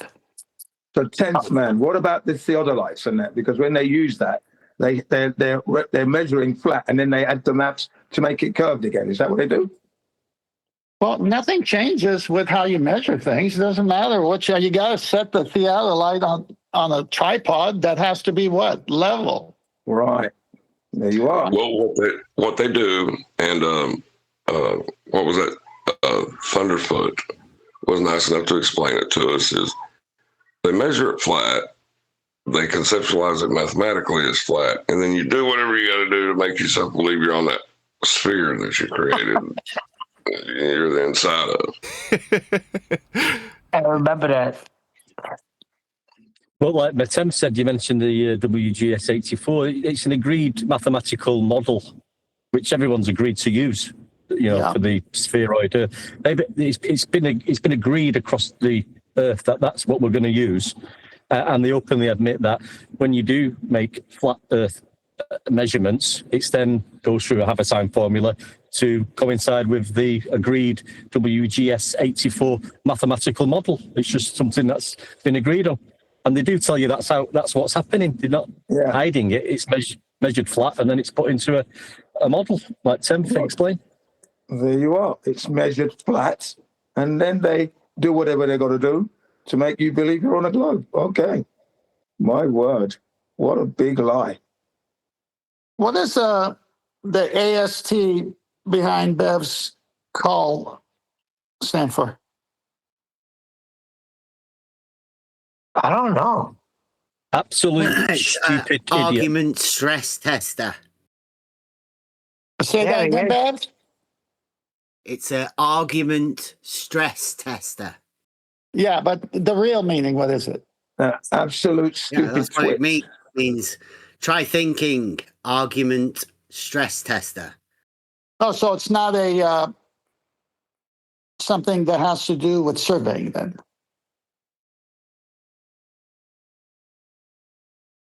No, I've only got a land surveying certificate in surveying. Oh, gotcha. From years ago. Well, because when I looked up AST thinking it was a designation for surveyors, it was like in astronomical surveying. Is what it said it was. No, it's argument stress tester because that's what we do. We No, stress I test got people's what you're arguments. saying. I got what you're saying. Well, then let's try it out. When you told me that you know exactly where you are on Earth with your elevation angle to Polaris, what did you actually mean by that? I meant that you can measure an angle to Polaris, and that's your latitude. Well, thank you. You know what I meant. Perfect. So then why are you saying you Let's can hear the FR with argument an angle? for a 1 inch. Hold on a sec. I want to hear the argument for 1 inch.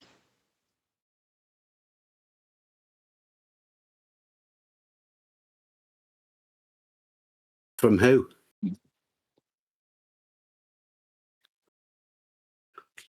So there is an argument for 1 inch? I've not made one. Have you? Oh, God, no. I'm not that stupid as to argue with a measurement or claim a measurement's an argument. No, but Bev, you just agreed with everything that we've been sharing here about measurements. So why are you so adverse to it when you put on the Dr. Jekyll, Mr. Hyde show? Averse to what? 10th. Adverse to yesterday's back and forth with me and you? What? When I said that don't you can act do dumb. fuck all Don't with act an dumb. angle. Please, Beth, don't act dumb. You know what you put yesterday in the Discord. Yesterday though, you can do fuck all with an angle. Well, how do you translate? How do you translate? Hang on. How do you translate that vulgar way of saying where you are with an angle to Polaris and say you can do F all with it when you know where you are with it? Hey, Carl, it's just nonsense spoken by a complete idiot. Isn't that right, You know Bev? where you are. So you can do something with an angle then, you complete clown. Just talking You can idiocy measure an then. angle. Shut I've up, been through stupid this idiot. I'm many berating times. you. Shut up. That means you're a stupid clown, Bev. That's what that means. You stupid idiot. Good. Now sit down and shut up. You've got nothing to offer. You're a clown. Appealing to your silver swimming certificate like we give a crap. You're a clown. Nathan, he wants to put the Fata Morgana through the scientific method, Nathan. It's a flat earth measurement if you're talking about refraction.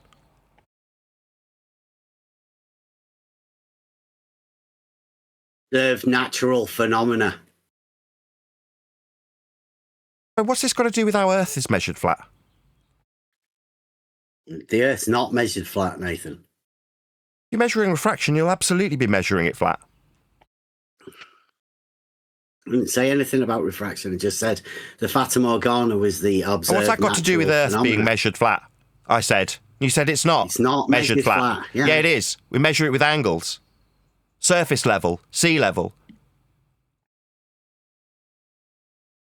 Hello, you stupid clown, are you deaf? We measure surface level, you stupid belligerent clown. Are you deaf? We measure the surface. Are you deaf? Surface level, you stupid clown. Yeah, we measure it to be... Yes, so why are you even here? I'm going to mute you and kick you out, you belligerent little twat. So you just said we don't measure Earth flat. Yeah, we fucking do, you stupid retard. Surface level, you stupid clown. Are you deaf? Get lost, piss off, get out. You don't deserve to be. You've got fuck all to say when you're challenged with your stupid shit that you spew. Then you got silence. So piss off. Yeah, he said we measure it not to be flat. That's the stupidest Really? statement I ever What about heard. surface level? Yeah, then we get silence from a dumbass. Fuck all with an angle. No, you're a fucking retard. Get lost. In conclusion, yeah, we do measure Earth flat. It's called surface level. It's part of measurements of Earth's surface. Shocking, innit? Clues in the title. What's that dumbass retard Bev's got something to say about it? You can do fuck all with an angle except for when you're fundamentally saving your life with it. Get lost. Go away. You're an idiot. Piss off. You can do nothing Apple with a Bev. That's what he meant to say. Well, he's saying that mean sea level is just a point on a datum. Yeah, he didn't want to stutter and stammer like Elderbear when we talked about directionality in north, south, east, west. Then we got a stuttering clown spastic, didn't we? With Bev, he just goes very silent when he's shown to be stupid. Elderbear stutters like a dick. He took offense to that. He said he wasn't stuttering. Was he not? It's recorded, Elder Stutterer. Hello, you stuttering clown, I'm talking to you. North, south, east and west are fundamental flat earth directionalities, aren't they, Elder Stutterer? Oh, it seems Elder Stutterer's taken a leaf out of Bev's book and gone very silent.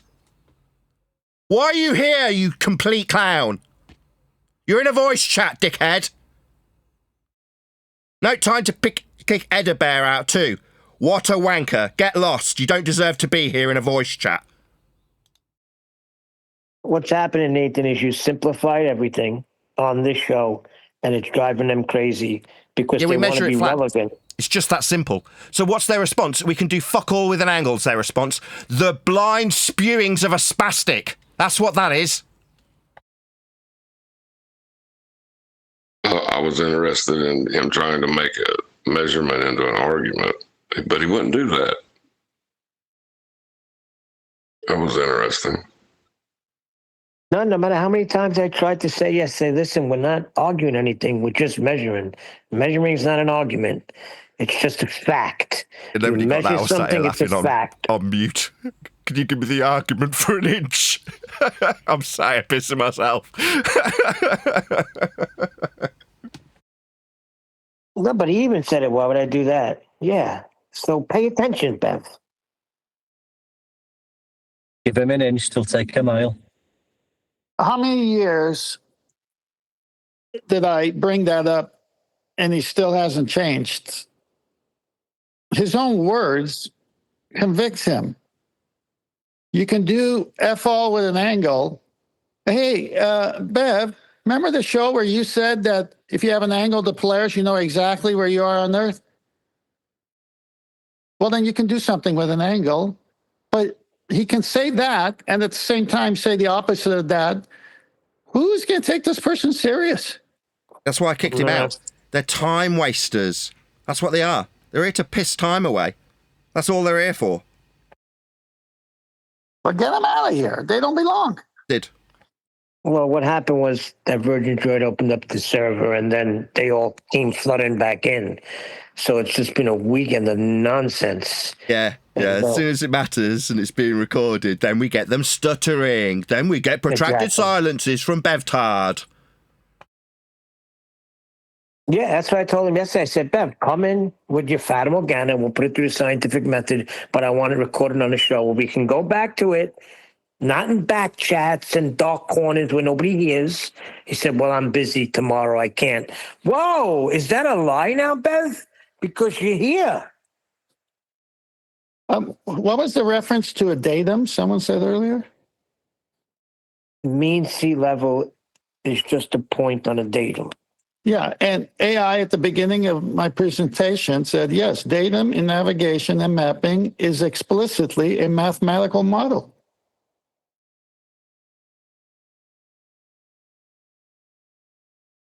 It's a model. It's abstract, not real. Yeah, I don't understand why people are fighting with mean sea level. I don't get it. Okay, how about kind sea level? Maybe they won't fight. Well, I don't see them say mean sea point. You missed my pun. Sea level. You missed my pun from mean to level. kind. Stingy sea level.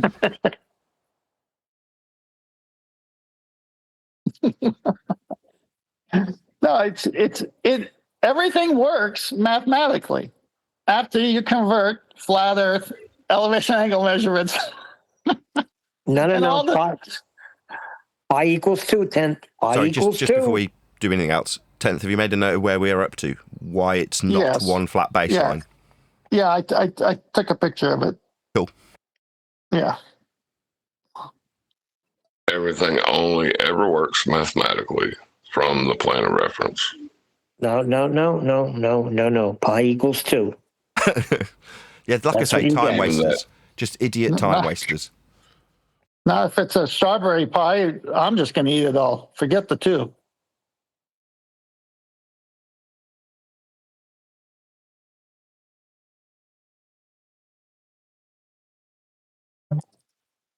Well, I enjoyed the presentation. Well, it's not even done. Wait until the finish. And Nathan, don't give it away.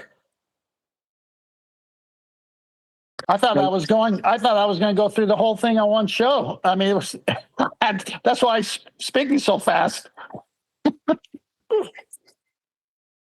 Did you say Nathan, don't give it away? Forget it. He's going to spill the beans. No, he's not going to spill the beans. It's epic.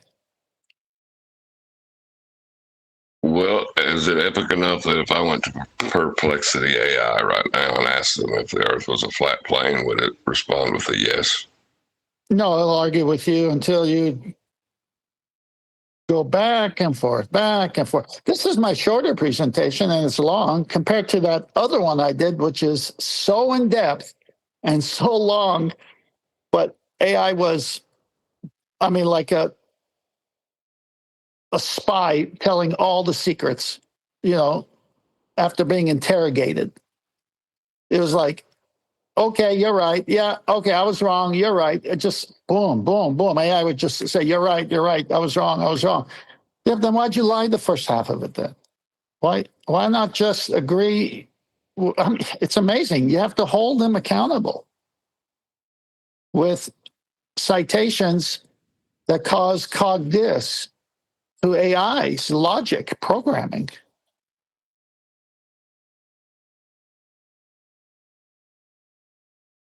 I remember. I was interested to hear the argument stress testing was going to be done to the measurement. That was going to be great. Well, it was epic the way you came in with that, because that's what they do. They're these intellectuals, you know, saying Earth is measured flat. It's not genius, you know. I'm just saying. I think it is genius. It's just real genius. I agree. Pseudo intellectual crap. Oh, somebody's trying to get in. Go ahead. It's all right. I was just going to. I remember writing that at the time. It's called Let's All Try Thinking. Hi, I'm an angle, and you can use me. I'm not a fussy angle. I'll let anyone use me. I love being measured and plotted on maps. Joiners use me to fill in the gaps. In navigation, I save people's lives. I was even used to create a cutting angle knife. Without the angle, there would be no degree. I'm the first step in trigonometry. Angles created numbers as well, you see. So without the angle, where would you be? You're probably lost in your boat at sea. So let's all try thinking and stop being jerks. We've just explained to you all how the angle works. Well done. Oh, by the way, with the saving lives, AI Eagle Lord took offense to that yesterday, boy. He's like, we got to stop saying it saves lives. Excellent. Excellent there. One day. Why? That was too bad, right in his head. There you go. Why should we stop saying it saves lives again? What was the argument against it? I don't know. You got to stop saying it saved lives. That's what I heard him say. That's among many crazy things that were being said. Yeah, they just don't want us to be the one with the winning argument. It seems like they don't want us to be with the winning argument that wins every time, because Argument? No, I know. I'm saying from their point of view, not ours. We know it's not an argument, but I'm saying from their point of view, if I'm on the other side, whether it's Bev or AI or whatever, and you say, stop saying measurements save lives, what kind of nonsense is that? Why would you even say that? Yeah, it's akin in a boxing, MMA, saying, stop using the spinning back fist. You keep knocking people out. Yeah, no, but the difference here is if somebody comes up with something, we get right behind it if it's on point. I mean, I don't ever see us attacking something that is like on point, like, whoa, look at this. We line right up with it. No, we don't. No, we don't. Well, what are you talking about? After we scrutinize it, of course, but if it's legit, we don't fight against it. mean, that's for the No. saving life. I mean, they must be like really worried that because it is used to save lives, isn't it? You know, when you're trying to find your position out at sea. Well, this is why it's repeated directly at you as something laughed about or reduced in its strength. So they repeat the truth as to make it sound like it's nothing, just like Bev says, well, it's just an angle. Yeah, thank you. It is an angle. So it's as if they're saying it's just an angle. It can't do what it's, but you just said it told you where you were on Earth with this angle. Now you're saying it's just an angle. So when you have a winning argument and your opposition throws it in your face carelessly like that, it's because it's so strong that they have to make fun of it. Yeah, now they're going backwards. So it seems that special pleading fallacies are allowed. No, like it's you just- can't say that it's an impossibility for a planet water ball to be somewhere in the world. We can't say that that's impossible. It's weak. We don't know. Weak fighters with their weakness and their spinning back fists that keep winning. Weak, I tell you.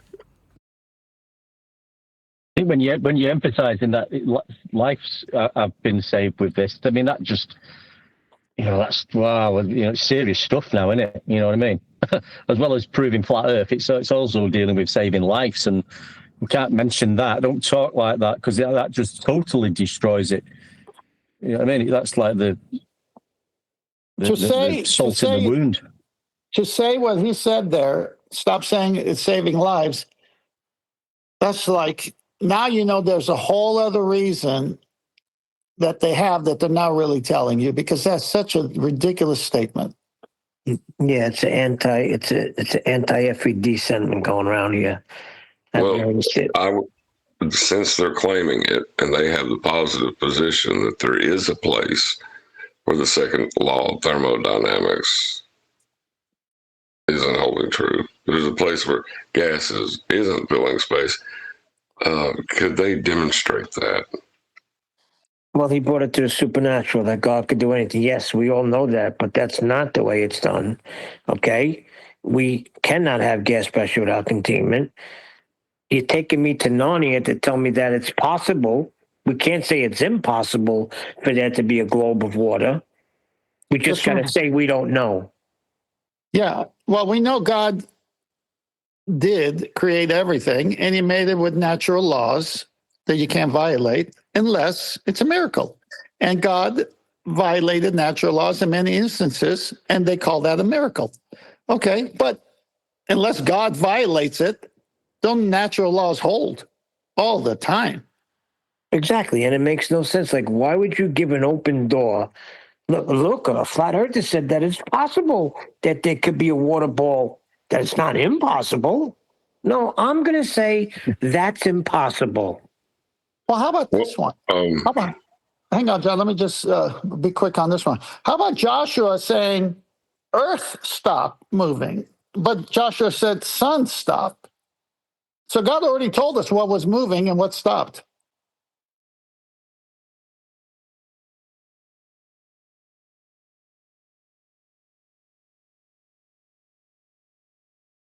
That was funny. Matthias posted, and the thing, it's got a guy lost in the woods, and it says, survival tip. If you get lost in the woods, start talking about flat earth, and someone will show up to argue with you. Matthias put some good ones up there. I got to admit that. That's a good one. Maybe that's the problem with Elder Bear. He didn't quite get the hibernation time. Well, it just seems weird to me that you're going to start saying, you're going to go in reverse now and start saying, well, you can't really say that we can't get to this region in outer space because we don't know. Things behave differently up there. We don't know. So it's better to say you don't know. Pardon me. Well, there's a problem with that already. You said up there. So we're going back to space as length, width, and height. But they claim that this horizontal line that we experience as level is actually bending around a sphere. So there is no, the dimensions don't exist the way they say we experience them. It gets crazy. It goes into Like if you turn your back, they're turning into a monkey, and when you turn, like like crazy arguments. I don't know. Well, it just happened, John. It was just an angle. Well, they're tired of cleaning up our messes. They're tired of people coming, shouting stuff that they hear over here, and then they go to 24/7 and they got to get straightened out. They're tired of it. All right. Are people making arguments for measurements in 24/7? That's what I said. If they're going there arguing over measurements, then they're not coming from here. Well, if you give them an inch, John, they'll take a mile. Well, I don't think they really get it. An inch isn't something you can argue. There's no controversy to it, and the measurements of Earth, there's no controversy to it. It's flat. Yeah, but 2 + 2 could be something else. You never know.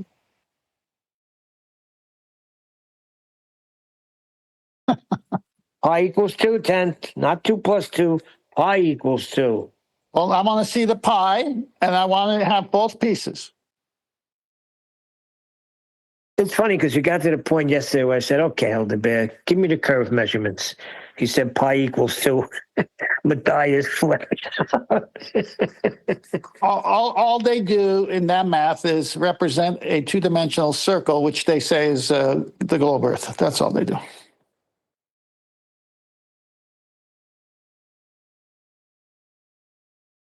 But where did we get that circumference? Is that our measurement? No, it's from the center out. They all have to go to the center to get it. They're not getting it from the surface of some mathematical globe. They get it from the center, from a circle where they can draw the equatorial plane on and say that's the globe. So they get it from a plane, Exactly. not from a globe. No, of course. No, the globe is mathematical and substituted, just like we saw so far in this AI and 10th man back and forth. It only exists in the maths. It does not. Oh, God, that frustrates me. Goddamn rump. From their point of view, John. Tranquilo. Trust me, at the end of this thing, a lot of things will exist only in the maths, and the whole thing comes tumbling down to your liking. Trust me. Is Refracted trying to go back old school and give 10th man a hard time? What's happened here? No, it's just everybody says that, though. It only exists in math. So, no, it doesn't exist in math. It's garbage in math, too. No, It's chalkboard dream. That's all it is. It's just a chalkboard dream. Let's put it that way. They've been admitting it for years. I've said it before. Remember, how long have they been saying to you when you're in these talks with them? You don't know your math. That's what their rebuttal is a lot of the time. You don't know math, and so that way they're letting you know it's just math. What they're talking about is just math, and we're not understanding it because we're talking about measurements. If flat, then box.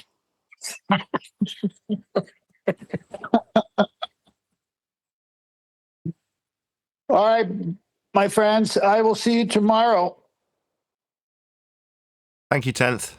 It's been good. Yeah, Nice one, Sam. See you later. Yeah, thanks. See you later. Thanks, man. That was a great presentation so far. Looking forward to tomorrow now. all right. But God what's his bless. name?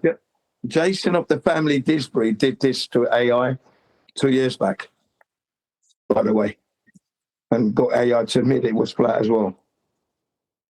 Yeah, this is I think I've done a few shows. I don't know if Nathan's got them in the playlist, but a lot of flat earthers have figured out how to get AI to finally admit everything. But you have to go through because AI is pulling out all the garbage, and then you have to challenge its IQ and its logical reasoning. Eventually, AI says you're right. It sounds like you're bullying AI when you say it that way. That's a good assessment, 10th man. No, it's cross-examining AI is more like it.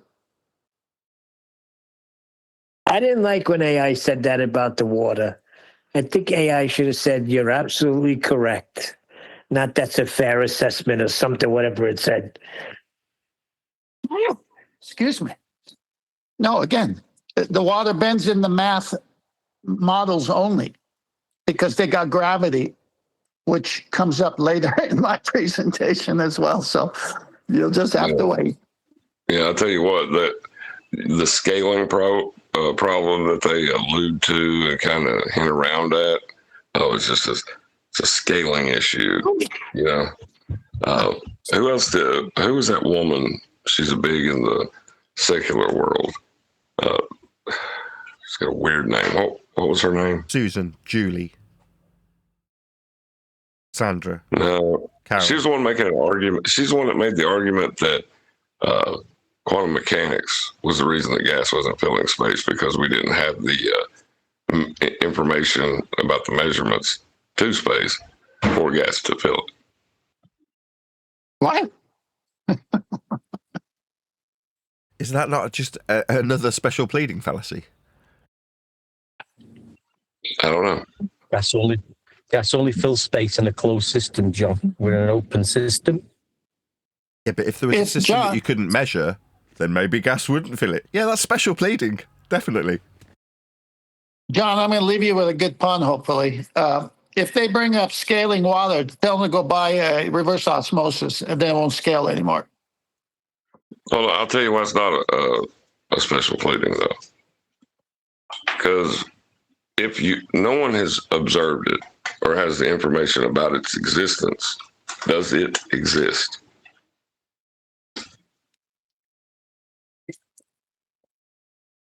Give me the stipulations again one more time. If the information about its existence is not known and is not recorded, does it exist? No. Nope. Can you fill space if there is no space?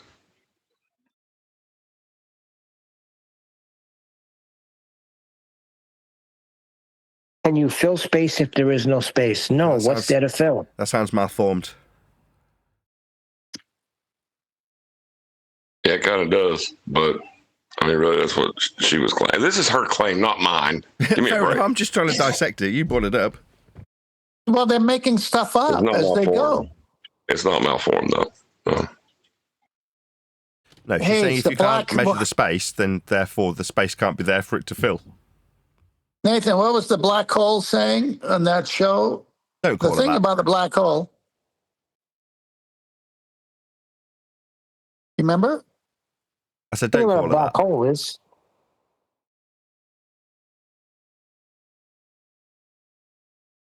You used to say it all the time. I don't know what you're talking about. Sorry. No, you used to quote a show that defined what a black hole was. The thing about a black hole, and then I can't remember how red dwarf. Well, the thing about a black hole is that it's black, and the thing about the scanner scope is it's black. So how are you supposed to see them? Right. Well, the difference is the heliocentrists claim to have not only have the information about this, but they have measured information about space that they claim. So what she effectively did in trying to protect the vacuum of nothingness that is space, she appealed. Oh man, it's like she hit herself in the face with a shovel and said, "Look, we don't know nothing about it." Then how do you know it's a vacuum, right? That's a good point. If you can't measure it, how can you measure it to be 10 to the minus 17 torr and be an area volume that you don't know anything about, that gas can't be filling because you don't know anything about it? Well, you're suggesting that it's an area of volume that's devoid of gas that potentially could have gas filling it, but isn't because you don't know anything about it. That's just stupid. This was the other thing I got into yesterday when I finally, I said, the question on the table is, can you have gas pressure without containment? And they said, well, you need it to measure. So, like, why can't you just answer the question?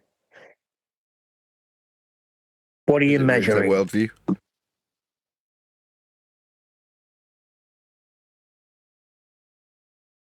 If you need it to measure, then you need it. No kidding. But why? What, you need the walls of container. And then Bev was like, well, outside measurement. I was like, whoa. Now you're talking about existing gas pressure because you're not going outside this containment and telling me what the measurement is outside of our containment.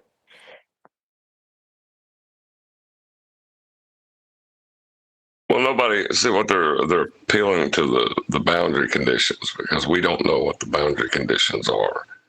Is it just the end of the physical reality, so that there is no space to fill, or is it a solid container? That's your two options. There ain't a third. Okay, so my question still stands. Can you have gas pressure without containment? And the answer is no. But they would not yield.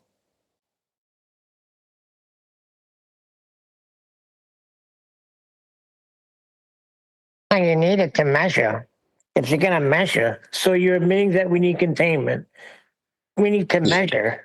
It's pretty much in all of our experience, yes. In all of our experience, yes. That's what we need it to measure. That's what they're saying. So in all of your experience, yes, you need a container. Wow. But I don't see it. It's one of those. It's like, where am I in Bizarro world? What's that you say? Filet mignon? Oh, I don't see a cow.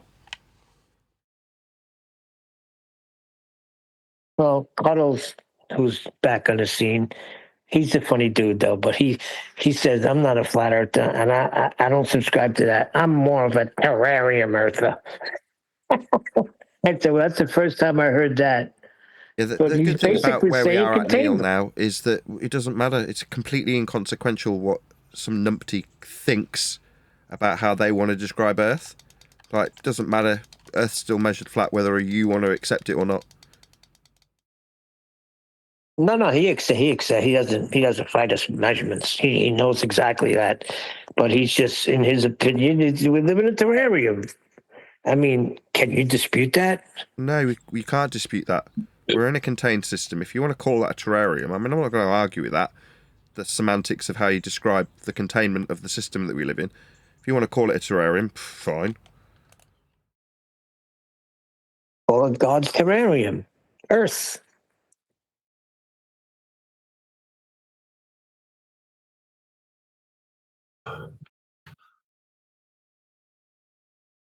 But aren't those the people that feel trapped when they realize that there's not this infinite soup of nothing to travel to? They start describing it as being trapped in a closed system. How do we get out? Again, you can't really argue with that. That is the case, right? Yeah. It's just a way of perceiving it, saying trapped. We're trapped on a ball. Yeah, I think the ball is more trapped. No, you weren't trapped on a ball. How are you not trapped in a ball, John? Well, they had the Explorer go out. They had the space shuttle. You see what I'm saying? It's in their mind. It's all relative to their mind and how they're perceiving the world. In heliocentrism, they perceive that there is all this space that they could go to. They just don't have the means right now, as opposed to a very, very finite world that exists within a system. I don't consider it trapped. I consider it blessed. I don't got to worry about an asteroid obliterating me like it did the dinosaur. There are people who write other books about traveling beyond, like the Iron Dome or something, where people have traveled to other worlds within this realm. Like, I mean, this Earth. It's just a story.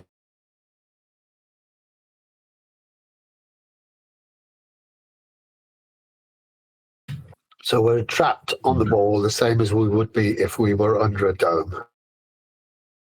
So you're saying that there's people that claim they go outside the physical container that's required for gas pressure. What is there, like a door somewhere? Or something? Could be. But it's a story, the same as the Mars rover. It's just a story.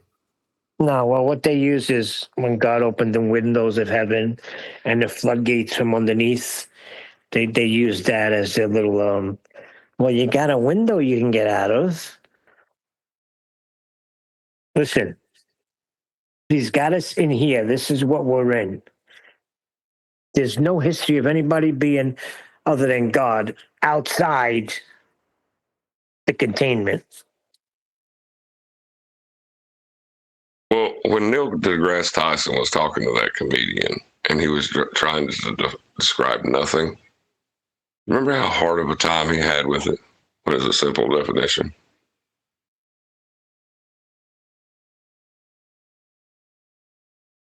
Well, there you go. They got to make it hard. They got to make it difficult. And they got to make it like only the intelligent can even journey over here. It's really not that hard. Well, like, to argue about outside the system is to give the void geometry, and like an area that exists. So that's a special pleading, in my opinion. I may be wrong. I want to ask you a question. What's this unsolvable triangle? An unsolvable triangle? Oh, they're talking about the elevation angle of the star not being able to acquire the height of it, right? Yes. Well, I can go ahead and tell them. I mean, it's clearly stated in their rhetoric. These stars are infinite distance away. Infinite means, in context of mathematics, undefinable. So you're trying to give definition to it with the height. Not happening. But why would we try to solve for a triangle if we're doing celestial navigation? I mean, solve for a triangle. Why would we try to figure it out? Do we care what the height of the star is? No, we're using trigonometric principles to derive the distance along the ground to the GP of the star. When you say solve, you're not trying to solve a triangle. You're trying to calculate the distance to the GP. It's a very specific thing you're trying to do. Whereas they want to turn it into solve a triangle. No, this isn't a mathematical problem. This is life and death navigation. Yeah, that perfectly summarized. That's my point. They're trying to go into mathematics and trigonometry, and that's not what it's used for. You're using certain trigonometric principles, that is the principles of triangles, but the purpose is to figure out the distance to the GP so that you can make a circle to find the intersecting points with other stars so you know where you are. That's the purpose. Now, to do that, you need one of those principles to figure out the distance along the baseline to the GP. That's what you're trying to achieve. So they're losing track of what you're trying to achieve in favour of suggesting that there's some mathematical problem that needs solving. It's like, no, we're not doing a little maths quiz if we're lost. We're just trying to figure out where the bloody hell we are. At which point, how high is the star? Are you travelling to the star? Who cares? From what I gathered, they're claiming that because we're mentioning trigonometry, that you can't just, if you're saying trigonometry, then you have to be doing trigonometry. I understand perfectly what you're saying. Yeah, we're using certain principles that triangles hold to derive the distance along the ground when we calculate it by minusing by 60, that's from the angle that you measure, minusing from 90 and timesing by 60 to give you the nautical mile distance along the ground to the GP. That's the purpose of what you're trying to achieve. That's it. They're like, you need to find out the height. Do I? What, when I'm lost at sea and I'm just trying to find out where the bloody hell I am? I'm not going to be standing around looking for you, globehead dickhead. I'll be trying to figure out where I am, and that's it. I'll use this principle, and it does involve triangles. What's that? I don't get the height. No, I don't. And? It's funny that none of them, when I did that debunk calculates my kitchen sphericity, not a single one of them asked me the height of the ceiling fan. Not one. That's a good point. I didn't even think of that, John. That's true. It shows you the agenda, right? Yeah, they're trying to save their belief. That's the only agenda. Save face, if you will. Because they've got a belief and they want it to hold true. Well, it doesn't. Not if you're measuring Earth to save your life by finding your position at sea, by using these trigonometric principles to derive the distance along the ground with a calculation where you minus from the angle and take the 90 degree to your position, which is the base of the star, the ground position, where perpendicularity, that's to say the 90 that you're minusing from the angle that you measure, that's a triangle that you're dealing with. Now, they don't like it because they're like, well, then you must be able to calculate the height. Really? Says who? Is that something you need to save your life? No. Well, then who cares? Agreed. Yeah. Which drives me crazy. There's the word triangles in there. This is where this has all come from. Well, it's a process, isn't it? It's just what Nathan's just described. It's a process. That's what's happening. That's the process being used, regardless of what word you might be using. And that's the process. Right. Obtain an elevation angle. Get your GP. Get the distance between the GP and the observer's eye at sea level for your nautical mile. 3 times to get your position. It's kind of funny, though, because you use a property of rise over run when you do your angle measurement, and then you subtract that from 90, right? And then you calculate. Like, trigonometry uses the baseline. Rise over run uses the same baseline, and celestial navigation uses the baseline. But that baseline isn't real, and it's tangent to a sphere that we can't measure. It's got nothing to do with the surface if it's tangential to a sphere. Yeah, that's what they're saying. It's not the surface. But anyway, I just want to warn you that whatever you say, pay attention because the grand high exalted mystic ruler is listening. Mr. Who? Mr. Who? The grand high exalted mystic ruler is listening. God. Oh, mystic God's ruler. always listening. It's a sketch that they did on the honeymooners from the Honeymooner Lodge. But he came to the house because he wanted Ralph to give a speech for Ed Norton. So when Ralph came back in, his wife told him who was there, and he said, "The grand high exalted mystic ruler was here." So that's QE, and he's going to be doing a treatment. So be careful what you say. Yeah, you want to be careful what you say. Definitely, because there's a good chance that I'll be recording it and holding it against you at a later date. Exactly. So one deck. Your name is half a deck because you said you don't see triangles in any of the celestial navigation books.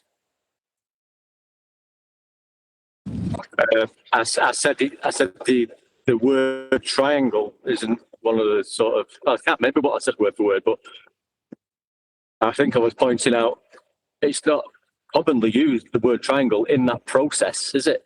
We know what's happening, but it's not used, is it? The word. That's what I said, I think. Yeah, he took it that there's not any manual. So he pulled out a manual and came up with 20 times where they said triangle or something to that effect. I don't know. All I'm saying is you're under scrutiny here now. The grand high exalted mystic ruler might be listening and might catch on a gotcha. And because Nathan said yeah while going into another sentence, he held the charge on Nathan for agreeing with you. I mean, this is what it's coming to. Are you talking about the guy that sit there and give Globers such a hard time asking for their scientific model of Earth? Then when he finally got challenged on asking for that, when he was asking flat earthers, that he just fell into silence? With that, I'm going to say a huge, massive, enormous thank you to both Discord and Jeepers Panels for making today's after show possible. And of course, a massive thank you to all of you for liking, commenting, sharing, subscribing, joining as a Nathan Oakley 1980 channel member, and all that good stuff. I've been Nathan Oakley, and I will see you all in the next video.